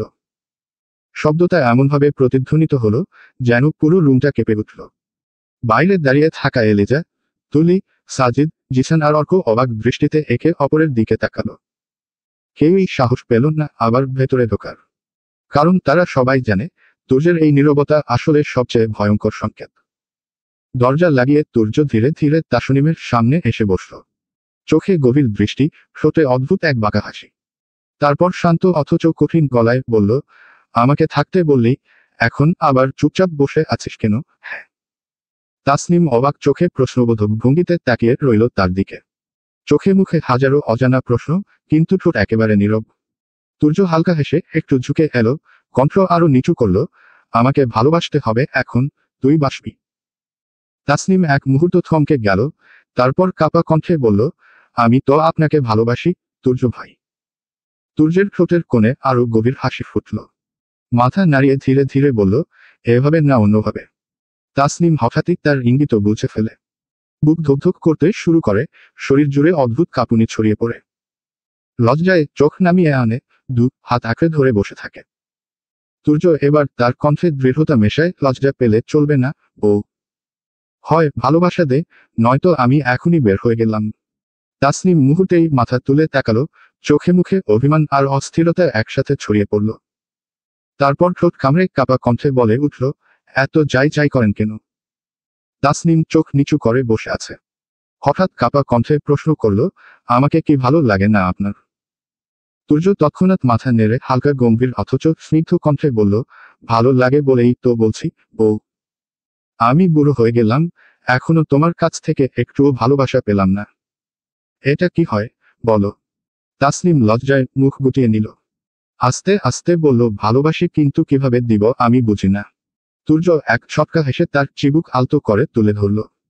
গভীর দৃষ্টিতে তাকিয়ে ধীর গলায় বলল, তেমন কিছু না, জান। আমার দুই গালে কপালে একটা করে চুমু দিলেই হলো আপাতত। বাকি ভালোবাসার পাঠ আমি নিজেই শিখিয়ে দেব। কথাগুলো শুনে তাসনিম আরো বেশি লজ্জায় লাল হয়ে গেল। বুকের ভেতর যেন তোলপাড় করছে। তবুও সে চুপচাপ বসে রইল। তুর্য ভ্রু কুঁচকে কাছে ঝুঁকল, কণ্ঠে আদেশের সুর মিশিয়ে বলল, কিরে, করবি না? তুর্যের চোখের গভীরতা আর কণ্ঠের দৃঢ়তায় তাসনিমের শরীর শিউরে উঠল। তাসনিম নীরবভাবে নিজের ঠোঁট হালকা করে ভিজিয়ে নিল। এরপর ধীরে ধীরে হাঁটুতে ভর দিয়ে তুর্যের সামনে মুখোমুখি বসল। তার চোখে লজ্জা, বুকটা যেন ধুকধুক করছে, কিন্তু হৃদয়ের অচেনা উত্তেজনা সামলাতে পারছে না। তাসনিম আস্তে আস্তে তুর্যের দুই গালে আর কপালে চুমু দিল, তারপর সরে যেতে চাইল। ঠিক সেই মুহূর্তে তুর্য তার পাতলা কোমরটা শক্ত করে জড়িয়ে ধরল। কণ্ঠে কৌতুক মিশ্রিত মৃদু দৃঢ়তায় বলল, এই একটু ভালোবাসায় কি হবে বউ? আমি আরো চাই, আরো। তাসনিমের লজ্জা আর উত্তেজনা একসাথে বেড়ে গেল। সে কিছু বলতে পারল না। চোখে ভিজে উজ্জ্বলতা, বুকের ভেতর অজানা উত্তেজনা। তুর্য তখন ধীরে ধীরে তার ঠোঁটে নিজের ঠোঁট মিলিয়ে দিল। হঠাৎই তাসনিমের চোখ বড় হয়ে উঠল, অবাক হয়ে ভেতরে ভাবল, এটা কি হলো? কিন্তু মুহূর্তের মধ্যেই সে নিজেকে সমস্ত অনুভূতির ঢেউয়ে ভাসতে দিল। চোখ বন্ধ করে শরীরের প্রতিটি স্পর্শ অনুভব করতে লাগল। কিছুক্ষণের মধ্যেই জনি ঢুকে গেল এক গভীর ভালোবাসার জগতে। প্রতিটি স্পর্শ, প্রতিটি চুমু, প্রতিটি নিঃশ্বাসই তাদের অপেক্ষিত আবেগকে আরো ঘন করে তুলল। বহু বছর অপেক্ষার পর তুর্য অবশেষে নিজের ভালোবাসার মানুষকে পুরোপুরি নিজের করে নিতে পারল। হৃদয় ও মনের সমস্ত বাঁধন ভেঙে তারা দুইজন মিলিত হলো অজানা আনন্দ আর উত্তেজনার সমাহারে। সকালের সোনালি রোদ জানালার ফাঁক গলে এসে তাসনিমের মুখে নরম আভা ফেলল। রোদের মিষ্টি উষ্ণতায় তার ঘুম ধীরে ধীরে ভাঙল। চোখ মেলতেই প্রথমেই নজরে হেলো তুর্য এখনো তার পাশে নিশ্চুপ শুয়ে আছে। যেন ছোট্ট এক শিশু স্বপ্নের ভেতর হারিয়ে গেছে। সেই শান্ত মুখখানা দেখতে দেখতে তাসনিমের বুক ভরে উঠল অদ্ভুত এক টান আর প্রশান্তিতে। কিছুক্ষণ সে স্থির হয়ে তাকিয়ে থাকল, তারপর আস্তে করে বিছানা ছেড়ে উঠে ফ্রেশ হতে গেল। সময় গড়িয়ে কিছুক্ষণ পরে ফিরে এসে দেখল তুর্য এখনো ঘুমের মধ্যে নিমগ্ন, যেন বাইরের জগতের কোনো শব্দই তাকে ছুঁতে পারছে না। তাসনিম কাছে গিয়ে ধীরে ধীরে বসে পড়ল। নিঃশ্বাসের তালে তালে তুর্যের বুক ওঠানামা করছে, দৃশ্যটা অদ্ভুত শান্ত আর মায়াবী। তাসনিম হাত বাড়িয়ে আলতো করে তুর্যের চুলের ভেতর আঙুল বোলাতে লাগলো, যেন তাকে ঘুমের ঘোর থেকে নরম করে টেনে তুলতে চায়। মুখের কোণে স্নিগ্ধ হাসি ফুটিয়ে ফিসফিস করে বলল, উঠে পড়ুন, অনেক বেলা হয়ে গেছে। সবাই যদি দেখে আপনি এখনো এভাবে ঘুমিয়ে আছেন, কি ভাববে বলুন তো? তাসনিমের কণ্ঠে মমতার সুর, তবু খুনসুটির আভাস লুকিয়ে আছে। যেন সকালটা শুধুই তাদের দুজনের জন্য তৈরি। তাসনিমের কণ্ঠস্বর কানে যেতেই তুর্যের চোখের পাতা ধীরে ধীরে কেঁপে উঠল। আধো ঘুম ভাঙা দৃষ্টিতে এক মুহূর্ত তাকিয়ে রইল তাসনিমের দিকে। তারপর হঠাৎই দুষ্টুমি ভরা হাসি নিয়ে হাত বাড়িয়ে তাকে টেনে নিল নিজের বুকে। অপ্রস্তুত তাসনিম মুহূর্তেই তুর্যের বুকের ভেতর চাপা পড়ে গেল। তুর্যের দুই বাহুর শক্ত আলিঙ্গনে তার কোমর জড়িয়ে ধরা হলো দৃঢ়ভাবে। তুর্য গা ছমছমে গলায় বলল, কে কি বলবে শুনি? আমার বউকে আমি সারা রাত আদর করেছি, তাই এখন একটু ঘুমাচ্ছি, এতে কাকি? তাসনিম সঙ্গে সঙ্গে মুখ রাঙা করে ফিসফিস করে বলল, আপনি কিন্তু একেবারেই নির্লজ্জ হয়ে যাচ্ছেন। তুর্য মুচকি হেসে চোখের কোণে খুনসুটি ছড়িয়ে জবাব দিল, কাল রাতে এত কিছু করার পরও তোর মনে হয়, জান, আমার ভেতরে লজ্জা আছে? তাসনিম এবার সত্যিই লজ্জায় লাল হয়ে গেল। বুকের ভেতর অকারণ কাঁপন শুরু হলো, চোখ নামিয়ে নিল মাটির দিকে। তুর্য সেই লজ্জার ছায়া দেখে আরো কাছে ঝুঁকে গিয়ে নিঃশ্বাস মিশিয়ে বলল, প্লিজ যান, লজ্জা পাস না, এতে আমি কন্ট্রোল হারিয়ে ফেলি। তখন কিন্তু আবার বাসর করে ফেলব। তাসনিম চোখ তুলে তাকাতেই তুর্যের চোখের দুষ্টু ঝিলিক আর সেই চোখের টান এড়ানো অসম্ভব। সকালটা যেন নতুন এক খুনসুটি আর লজ্জার মিষ্টি খেলায় রঙিন হয়ে উঠল। তাসনিম প্রথমে লজ্জায় চোখ নামিয়ে রাখলেও কিছুক্ষণ পরেই নিজেকে সামলে নিল। মুখে এক ধরনের গাম্ভীর্যের ছায়া এনে তুর্যের চোখের দিকে সোজা তাকিয়ে দৃঢ়কণ্ঠে বলল, শুধু আজেবাজে কথা বলছেন, তাই না? এখন আর এসব নয়, উঠে পড়ুন। তুর্য ঠোঁটের কোণে বাঁকা হাসি টেনে ভঙ্গি করে মাথা নাড়ল। দুষ্টুমি ভরা চোখে মজা করে উত্তর দিল, যথা আজ্ঞা, ম্যাডাম। এই বলে হঠাৎই তাকে আলিঙ্গন থেকে ছেড়ে দিয়ে বিছানা ছেড়ে উঠে দাঁড়ালো। নির্ভর ভঙ্গিতে ধীর পদক্ষেপে ওয়াশরুমের দিকে এগিয়ে গেল। তাসনিম তার হেঁটে যাওয়ার দৃশ্য একদৃষ্টে দেখতে লাগল। চোখে অদ্ভুত এক টান, যেন নিজের অজান্তেই তাকে খেয়াল করে ফেলছে। কপালের চুলগাল ছুঁয়ে নেমে এলো, তবুও দৃষ্টি সরাতে পারল না। অজান্তেই তার মনে হাসি ফুটল, এই মানুষটার দুষ্টুমি, রাগ আর মমতার মিশ্রণে জীবনটা কেমন যেন অন্যরকম হয়ে উঠছে। ওয়াশরুমের দরজা ভেতর থেকে বন্ধ হওয়ার শব্দে তাসনিম চমকে উঠে বাস্তবে ফিরল। গালে আলতো লালিমা ছড়িয়ে পড়ল, অথচ ঠোঁটের কোণে অচেতন হাসি এখনো খেলে বেড়াচ্ছে। সকাল 10টা। সকাল 10টার সূর্যালোক আধখোলা জানালা দিয়ে রুমে ঢুকে পড়েছে। খাটের প্রান্তে বসে আছে তুর্য। তার চোখে বিরক্তির ছাপ স্পষ্ট। রুমের অন্য সবাই যেন এক অদৃশ্য রহস্যভেদ করতে এসেছে। অর্ক, সাজিদ, এলিজা, জিসান আর তুলি খাটে গা ঘেঁষে বসে আছে। কোণার দিকে দাঁড়িয়ে আছে তাসনিম, নীরব, যেন কিছু বলতে চাইছে কিন্তু সাহস পাচ্ছে না। তুর্য হঠাৎ বিরক্ত হয়ে বলে উঠল, আমাকে এভাবে তাকিয়ে দেখছিস কেন? আমার মুখে কি রূপ বের হয়েছে নাকি? যা বলতে চাইছিস তাড়াতাড়ি বলে বেরিয়ে যা এখনই। অর্ক ঠোঁট চেপে একরকম বিস্ফোরিত গলায় বলল, শালা, কাল রাতে আমাদের ওইভাবে রুম থেকে বের করে দিলি কেন, বলতো? তুর্য ভ্রু কুঁচকে জিজ্ঞেস করল, কিসের জন্য? সাজিদ রাগ আর বিদ্রুপ মিশেছিল, তুই বুঝি সত্যি কিছু জানিস না? কাল রাতেই তো বাসর সেরে ফেললি, আর আমাদের কানে কিছুই গেল না। এত বড় খবর গোপন রাখলি আমাদের কাছ থেকে।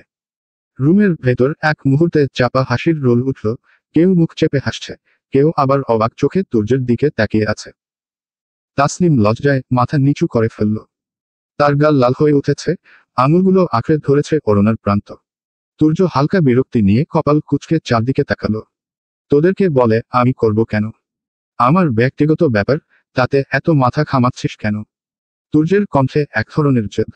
এলিজা চোখ উল্টে হেসে বলল, বলতে হবে না, কিন্তু ট্রিট তো দিতে হবেই। বাসর ঘরে ঢোকার আগে তো আমাদেরকে টাকা দিলি না, এখন পালাতে পারবি না। তুর্য তৎক্ষণাৎ গম্ভীর ভঙ্গিতে জবাব দিল, আজব। আমার বউ, আমি যা ইচ্ছে করব, তোদের আবার কেন টাকা দিতে হবে? তুলি ঠোঁট ফোলাল, ভান করে অভিমানী কণ্ঠে বলল, কারণ এটা আমাদের হক। বুঝলি? এখন তাড়াতাড়ি বল, ট্রিট দিবি কি দিবি না? তুর্য দীর্ঘশ্বাস ফেলে মাথা নাড়ল, আচ্ছা আচ্ছা, টাকা দিয়ে দিচ্ছি। তোরা যা খেতে চাস, খেয়ে আয়। জিসান তখনই সোজা হয়ে বসল, চোখ বড় বড় করে বলল, না ভাই, শুধু খাওয়া চলবে না। তোমাকেও যেতে হবে। আজ সন্ধ্যায় আমাদের ঘোরাতে হবে, পার্কে নিয়ে। তুর্য বিরক্ত স্বরে বলে উঠল, তোরা কি বাচ্চা নাকি, যে তোদের নিয়ে আমাকে ঘুরতে যেতে হবে? অর্ক হেসে চশমাটা ঠিক করে বলল, বাচ্চা না হলেও আমরা তো অতিথি এই বাড়িতে, তাই না? অতিথির খেয়াল রাখা কি তোমার দায়িত্ব না? তাই প্রশ্ন একটাই, আমাদের নিয়ে যাবি নাকি যাবি না? তুর্য গভীর নিঃশ্বাস ফেলে ধীরে ধীরে ছাড়ল। চোখ বন্ধ করে যেন কিছুক্ষণ নিজেকে সামলাল। তারপর ফুস করে বলল, আচ্ছা আচ্ছা, নিয়ে যাব। কিন্তু এখন আর মাথা খেও না। আমার কাজ আছে, সবাই বের হ। ওর কণ্ঠে ছিল বিরক্তি, তবু কোথাও একরকম সমঝোতার সুর বাজল। অর্ক, সাজিদ, এলিজা, জিসান আর তুলি একে অপরের দিকে তাকিয়ে মুচকি হাসল। কেউ আর কথা না বাড়িয়ে ধীরে ধীরে রুম থেকে বেরিয়ে গেল। শেষ মুহূর্তে তাসনিমও মাথা নিচু করে সবার পেছনে বেরিয়ে এল, তবে ওর ঠোঁটের কোণে লাজুক একটা হাসি ঝুলে রইল। রুম আবার শান্ত হয়ে গেল, শুধু তুর্য খাটে বসে নিজের নিঃশ্বাস সামলাতে লাগল। বিকেলের সূর্য ধীরে ধীরে দিগন্তে লালচে আলো ছড়িয়ে দিচ্ছিল। হালকা বাতাসে একরাশ মধুর গন্ধ ভেসে আসছিল। তুর্য, তাসনিম, অর্ক, এলিজা, সাজিদ ও তুলি, এই ছয়জন একসাথে শহরের সরু রাস্তা ধরে রাস্তায় চলছিল। তুর্য আর তাসলিম এক গাড়িতে বসেছিল, আর বাকিরা অন্য একটি গাড়িতে। গাড়ি চলতে চলতে থেমে গেল রেস্টুরেন্টের সামনে। ভেতরের উষ্ণ বাতাস আর খাবারের সুগন্ধ সঙ্গে সঙ্গে তাদের মন কেড়ে নিল। সবাই মিলে গাড়ি থেকে নামলো আর হাসিমুখে রেস্টুরেন্টের ভিতরে প্রবেশ করল। ভেতরে পৌঁছে তাসলিম নিজে থেকেই মেনু খুঁটিয়ে দেখল। তার চোখ যেন একটি নির্দিষ্ট পাতের দিকে আটকে গেল, তার প্রিয় বিরিয়ানি। সে নিশ্চিন্ত মুখে চেয়ারে বসে অর্ডার দিল, আমাকে একটি চিকেন বিরিয়ানি দিন।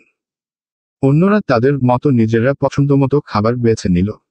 অর্ক চুপচাপ নিজের মনমতো নুডলস অর্ডার করলো, এলিজা হালকা স্যুপের জন্য মনস্থ করলো, সাজিদ আর তুলি দুইজনেই একটি করে স্টেক অর্ডার করলো। তাদের মাঝখানে ছোট ছোট হাসি আর চুপচাপ আলাপ, সব মিলিয়ে রেস্টুরেন্টের ভিতরটা যেন তাদের জন্য এক উষ্ণ ছোট্ট জগৎ হয়ে উঠল। খাবারের গন্ধ চারপাশে ভাসছিল, আর প্রত্যেকের চোখে এক ধরনের আনন্দের ঝিলিক। ভেতরে সবাই বসে আরেকবার চারপাশটা দেখল। এলিজা হালকা হাসি দিয়ে বলল, এভাবে ঘুরতে আসার মজাই আলাদা, কিন্তু আমার ভীষণ ভালো লাগছে। তুলিও একটু লাজুক মুখে নিজের অনুভূতি ভাগ করল, আমারও। কারণ আজ আমি প্রথমবার ভাইয়ার সঙ্গে বাইরে আসছি খেতে। তারপর ঠিক সেই মুহূর্তে টেবিলের উপর খাবারের থালা আসে, গরম গরম বিরিয়ানি, সুগন্ধি স্টেক, ঝালমশলাদার নুডলস। গন্ধে যেন সবাইকে মোহিত করেছিল। তুর্য, যার চোখে গম্ভীর ভাব কাজ করছিল, কণ্ঠে মৃদু গম্ভীরতা নিয়ে বলল, খাবারের সময় কেউ কথা বলবি না, চুপচাপ সবাই খা। সবার মুখে কিছু বলার আগেই শান্তি নেমে এলো। থালার দিকে তাকিয়ে সবাই একেবারে চুপচাপ খেতে লাগলো। কিন্তু তাসলিম আজকে একটু অন্যরকম অনুভব করছিল। হঠাৎ মনে হচ্ছিল মনটা এক ধরনের অচেনা উষ্ণতায় ভরে গেছে। সে ভাবছিল আজ সে তার শখের পুরুষের সঙ্গে প্রথমবার বাইরে এসেছে। আর সেই চিন্তায় তার মুখে ছোট্ট একটা হাসি ফুটে উঠল। তাসলিম চুপচাপ নিজের বিরিয়ানির দিকে তাকালো, কিন্তু মনে মনে এই বিশেষ মুহূর্তের আনন্দটা গোপনে উপভোগ করছিল। হালকা হাওয়া বইছে পার্কের পথ ধরে। গাছপালার পাতার ফিসফিস, দূর থেকে শিশুর কোলাহল, সব মিলিয়ে পরিবেশটা একরাশ শান্তি আর উচ্ছ্বাসে ভরা। তাসলিম আর তুর্য এক পাশে হেঁটে যাচ্ছিল, মাঝে মাঝে হালকা হেসে ছোটখাটো আলাপ হচ্ছিল। অন্যদিকে তুলি আর সাজিদ এক পাশে, আর অর্ক, এলিজা, জিসান আরেক পাশে হাঁটছিল। পথের এক মোড়ে হঠাৎ তুলি সামনের দিকে তাকিয়ে সাজিদের দিকে একটু লাজুকভাবে জিজ্ঞেস করলো, আচ্ছা, আপনি তো ওই দিন সাদে বললেন আপনার একটা জিনিস চাই আমার থেকে, কিন্তু কি চাই তা তো বললেন না। সাজিদ সামান্য হেসে চোখে অদ্ভুত উজ্জ্বলতা নিয়ে উত্তর দিল, আমি যা চাইব তুমি কি দিবে?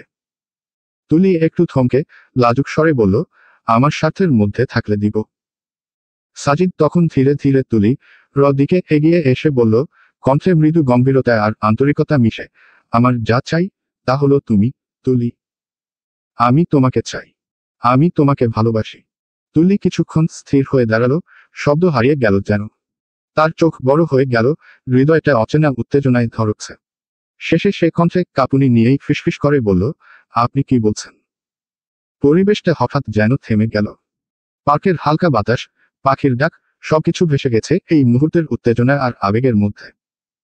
সাজিদের চোখে চঞ্চল আলো, আর তুলির চোখে অজানা অনুভূতির ঝলক, সব মিলিয়ে এটি ছিল এক ক্ষণিকের নিঃশব্দ প্রেমের প্রকাশ। সাজিদের চোখে কৌতূহল আর কোমলতা মিশে ভেসে উঠল। সে ধীরে ধীরে বলল, কেন? আমাকে কি ভালো লাগে না তোমার? তুলি কিছুটা লাজুকভাবে মাথা নিচু করল, লালচে গাল, কণ্ঠে কম্পন, ভালো লাগে। কিন্তু সঙ্গে সঙ্গে তার ভয়টা ফুটে উঠল, কিন্তু আপনি কি আমার সঙ্গে মজা করছেন নাকি? সাজিদের কণ্ঠে গভীর আন্তরিকতা স্পষ্ট হয়ে উঠল। না, তুলি, আমি তোমাকে ভালোবাসি, সত্যি, কোনো মজা নয়। তুলির চোখ বড় হয়ে গেল, হৃদয়টা যেন ধ্বনি তুলল। তারপর বলল, আমি আপনাকে ভালোবাসি সাজিদ। সাথে সাথে সাজিদ তুলিকে জড়িয়ে ধরল। কাজটা এত তাড়াতাড়ি হয়েছে তুলি প্রথম অবাক হয়। পরক্ষণেই তুলি লাজুকভাবে হাসল এবং শান্তভাবে সাজিদের বুক পড়ে থাকল। সত্যি, এই মুহূর্তটা যেন দীর্ঘদিনের অপেক্ষার প্রতিফলন। তুলি তো সেই প্রথম দিন থেকেই সাজিদকে পছন্দ করত, কিন্তু ভয়ে নিজের অনুভূতি প্রকাশ করতে পারত না। আর আজ এই প্রথম নিজের চোখে, নিজের বুকে বিশ্বাস হচ্ছিল যে সবকিছু সত্য। তার ঠোঁটের কোণে ফুটে উঠল একটি ছোট্ট হাসি, লাজুক আর মৃদু। আর সাজিদের বুকে শান্তি নেমে এলো।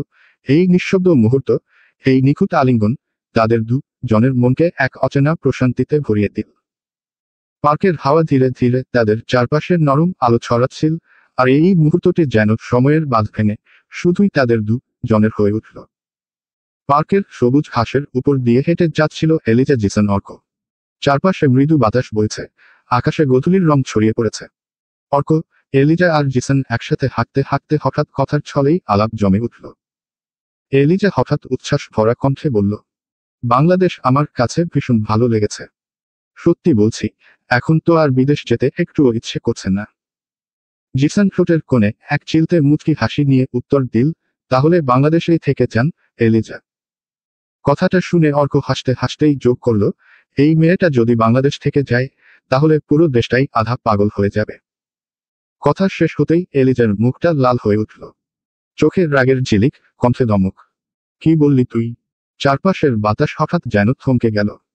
জিসান মুখ চেপে হাসি চাপতে লাগলো, আর অর্কের চোখে দুষ্টামির ঝিলিক। এলিজার রাগে ফুঁসতে ফুঁসতে হাত দুটো কোমরে রেখে দাঁড়িয়ে গেল, যেন এখনই অর্ককে ধমক দিয়ে দেবে। অর্ক গা ছাড়া ভাব নিয়ে কাঁধ ঝাঁকিয়ে বলল, আমি যা বলেছি একেবারে সত্যি বলেছি, কোনো মিথ্যা কথা বলিনি। তার উত্তর শুনেই এলিজা যেন আরো জ্বলে উঠল, চোখে আগুন চেলে দাঁত চেপে বলল, শালা, আজকে তোকে ছেড়ে দিব না, খালি আমার নামে আজেবাজে কথা বলা। বলেই এলিজা ওকে ধরতে নিল। ঠিক তখনই অর্ক দুষ্টুমি ভরা হাসি দিয়ে হঠাৎ দৌড়ে পালালো। এলিজাও পিছন থেকে রাগে ফুঁসতে ফুঁসতে দৌড়ে গেল তার পিছু নেবার জন্য। পার্কের চারপাশে তখন দুইজনের টোকাটুকি ভরা দৌড়ঝাঁপ, হাসি আর খুনসুটি মিলেমিশে একেবারে শিশুদের খেলার মতো দৃশ্য তৈরি করল। জিসান কিছুদূর দাঁড়িয়ে থেকে মাথা নাড়ল আর কপালে হাত চাপড়ে হেসে বলল, এই এরা নাকি বড় হয়েছে, অথচ ঝগড়া খুনসুটি দেখে মনে হচ্ছে একদম ছোট বাচ্চাদের মতো। চারপাশের বাতাসে হাসির সুর ভেসে উঠল, আর সন্ধ্যার আলোয় এই মজার দৃশ্য তাদের দিনটাকে আরো রঙিন করে তুলল। শীতল সন্ধ্যার আলোয় পার্কের সরু পথ ধরে পাশাপাশি হাঁটছিল তাসনিম আর তুর্য। চারপাশে গাছের পাতার ফাঁক দিয়ে আসা মৃদু আলো তাদের মুখে পড়ছিল, আর বাতাসে ভেসে আসছিল অচেনা শান্তি। হঠাৎ তাসনিম নীরবতা ভেঙে নরম কণ্ঠে বলল, আপনাকে ধন্যবাদ, তুর্য ভাই। তুর্য এক পলক তাকালো তার দিকে, চোখে দুষ্টামি খেলে গেল। ঠোঁটে হালকা হাসি টেনে সে গম্ভীর সুরে বলল, প্রথমে আমাকে ভাই, আর এখনো ভাই ডাকিস? শোন, আর একবার ভাই ডাকলে গালে চাপ্পড় খাবি। তাসনিম অবাক হয়ে তার দিকে তাকালো, যেন বিশ্বাসই করতে পারছে না। কেন? তাহলে আমি আপনাকে কি বলে ডাকব? তুর্য হেসে আরো কাছে ঝুঁকে এলো, কণ্ঠে মজা মিশিয়ে বলল, যা খুশি ডাকতে পারিস, বেবি জান, হাবি, যা ইচ্ছে, আমি মাইন্ড করব না। তাসনিম লজ্জায় গাল টকটকে লাল করে ফেলল, চোখ নামিয়ে নিয়ে আসতে বলল, আমার লজ্জা লাগে এসব বলতে। তুর্য তখনও মুচকি হেসে মাথা নাড়ল, না, ডাকতেই হবে তোকে, এইটাই শর্ত। তাসনিম ঠোঁট কামড়ে কিছুক্ষণ চুপ করে থাকল, তারপর নরম স্বরে মাথা নাড়ল, আচ্ছা, ডাকব। তুর্য সন্তুষ্টির ভঙ্গিতে হেসে আবার বলল, ভালো, এবার বল তো, ধন্যবাদ কেন দিলি আমাকে? তাসনিম চোখে এক চিলতে উজ্জ্বলতা নিয়ে তাকালো তার দিকে। মনে হচ্ছিল কোনো অজানা স্বপ্নের শুরু যেন এই প্রশ্নের মধ্যে লুকিয়ে আছে। তাসনিম কিছুক্ষণ চুপ করে হাঁটল, তারপর হালকা হাসি নিয়ে তুর্যের দিকে তাকালো। এই যে আমাদের সবাইকে রেস্টুরেন্টে খাওয়ালেন, আবার ঘুরতেও নিয়ে এলেন আর আমাকে সময় দিলেন, এর জন্যই ধন্যবাদ। তুর্য মৃদু হাসল, চোখে যেন আলোর ঝিলিক খেলে গেল। গম্ভীর অথচ কোমল সুরে বলল, এটা তোর প্রাপ্য রে বউ। খালি ছোট ছিলি বলে দূরে ছিলাম, কিন্তু এখন আর দূরে যাব না, কারণ তুই তো বড় হয়ে গেছিস। তাসনিমের গাল লাল হয়ে উঠল, লাজুক হাসি ফুটল ঠোঁটে। সে এক মুহূর্ত থেমে নরম স্বরে বলল, আমি আপনাকে অনেক ভালোবাসি ভাইয়া। হঠাৎই নিজের মুখের কথা টের পেয়ে সে চমকে উঠল, চোখ বড় বড় করে তাকিয়ে বলল, সরি, সরি তুর্য। তুর্য মৃদু হেসে তার দিকে তাকালো, আর তাসনিমের কণ্ঠে যে অস্বস্তি, লজ্জা আর অকৃত্রিম ভালোবাসা মিশে আছে, তাতে তার বুক ভরে উঠল এক অদ্ভুত প্রশান্তিতে। চারপাশে বাতাস থেমে গেছে যেন, শুধু তাদের জনের হাসি আর অচেনা আবেগের স্রোত ভেসে বেড়াচ্ছে সেই সন্ধ্যার অন্ধকারাচ্ছন্ন আলোয়। তুর্য মৃদু হেসে তাসনিমের দিকে তাকালো, তার চোখে অদ্ভুত এক কোমলতা, যেন সমস্ত দুনিয়ার মমতা সেখানে আশ্রয় নিয়েছে। ধীর কণ্ঠে বলল, আমিও তোকে অনেক ভালোবাসি আমার মিষ্টি বউ। তাসনিম লজ্জা সামলাতে না পেরে খিলখিল করে হেসে উঠল। তার হাসির রিনিঝিনি শব্দে চারপাশ যেন আলোকিত হয়ে গেল। সেই হাসি এতটাই নির্মল, এতটাই হৃদয়ছোঁয়া যে তুর্যও অজান্তেই হেসে ফেলল। তুর্যের মনে হলো, ভালোবাসা বুঝি এমনই এক অদ্ভুত জিনিস, একজন যদি খুশি থাকে তবে অন্যজনের মনও আপনা আপনি আনন্দে ভরে ওঠে। যেন হৃদয়ের অদৃশ্য সুতোয় বাঁধা দুটি প্রাণ একসাথে স্পন্দিত হয়। সন্ধ্যার হাওয়া ধীরে ধীরে বইছিল, আর সেই হাওয়ার সঙ্গে মিশে যাচ্ছিল তুর্য আর তাসনিমের হাসি, যেন পুরো পৃথিবী তাদের এই ছোট্ট সুখকে আশীর্বাদ জানাচ্ছে। সমাপ্তি।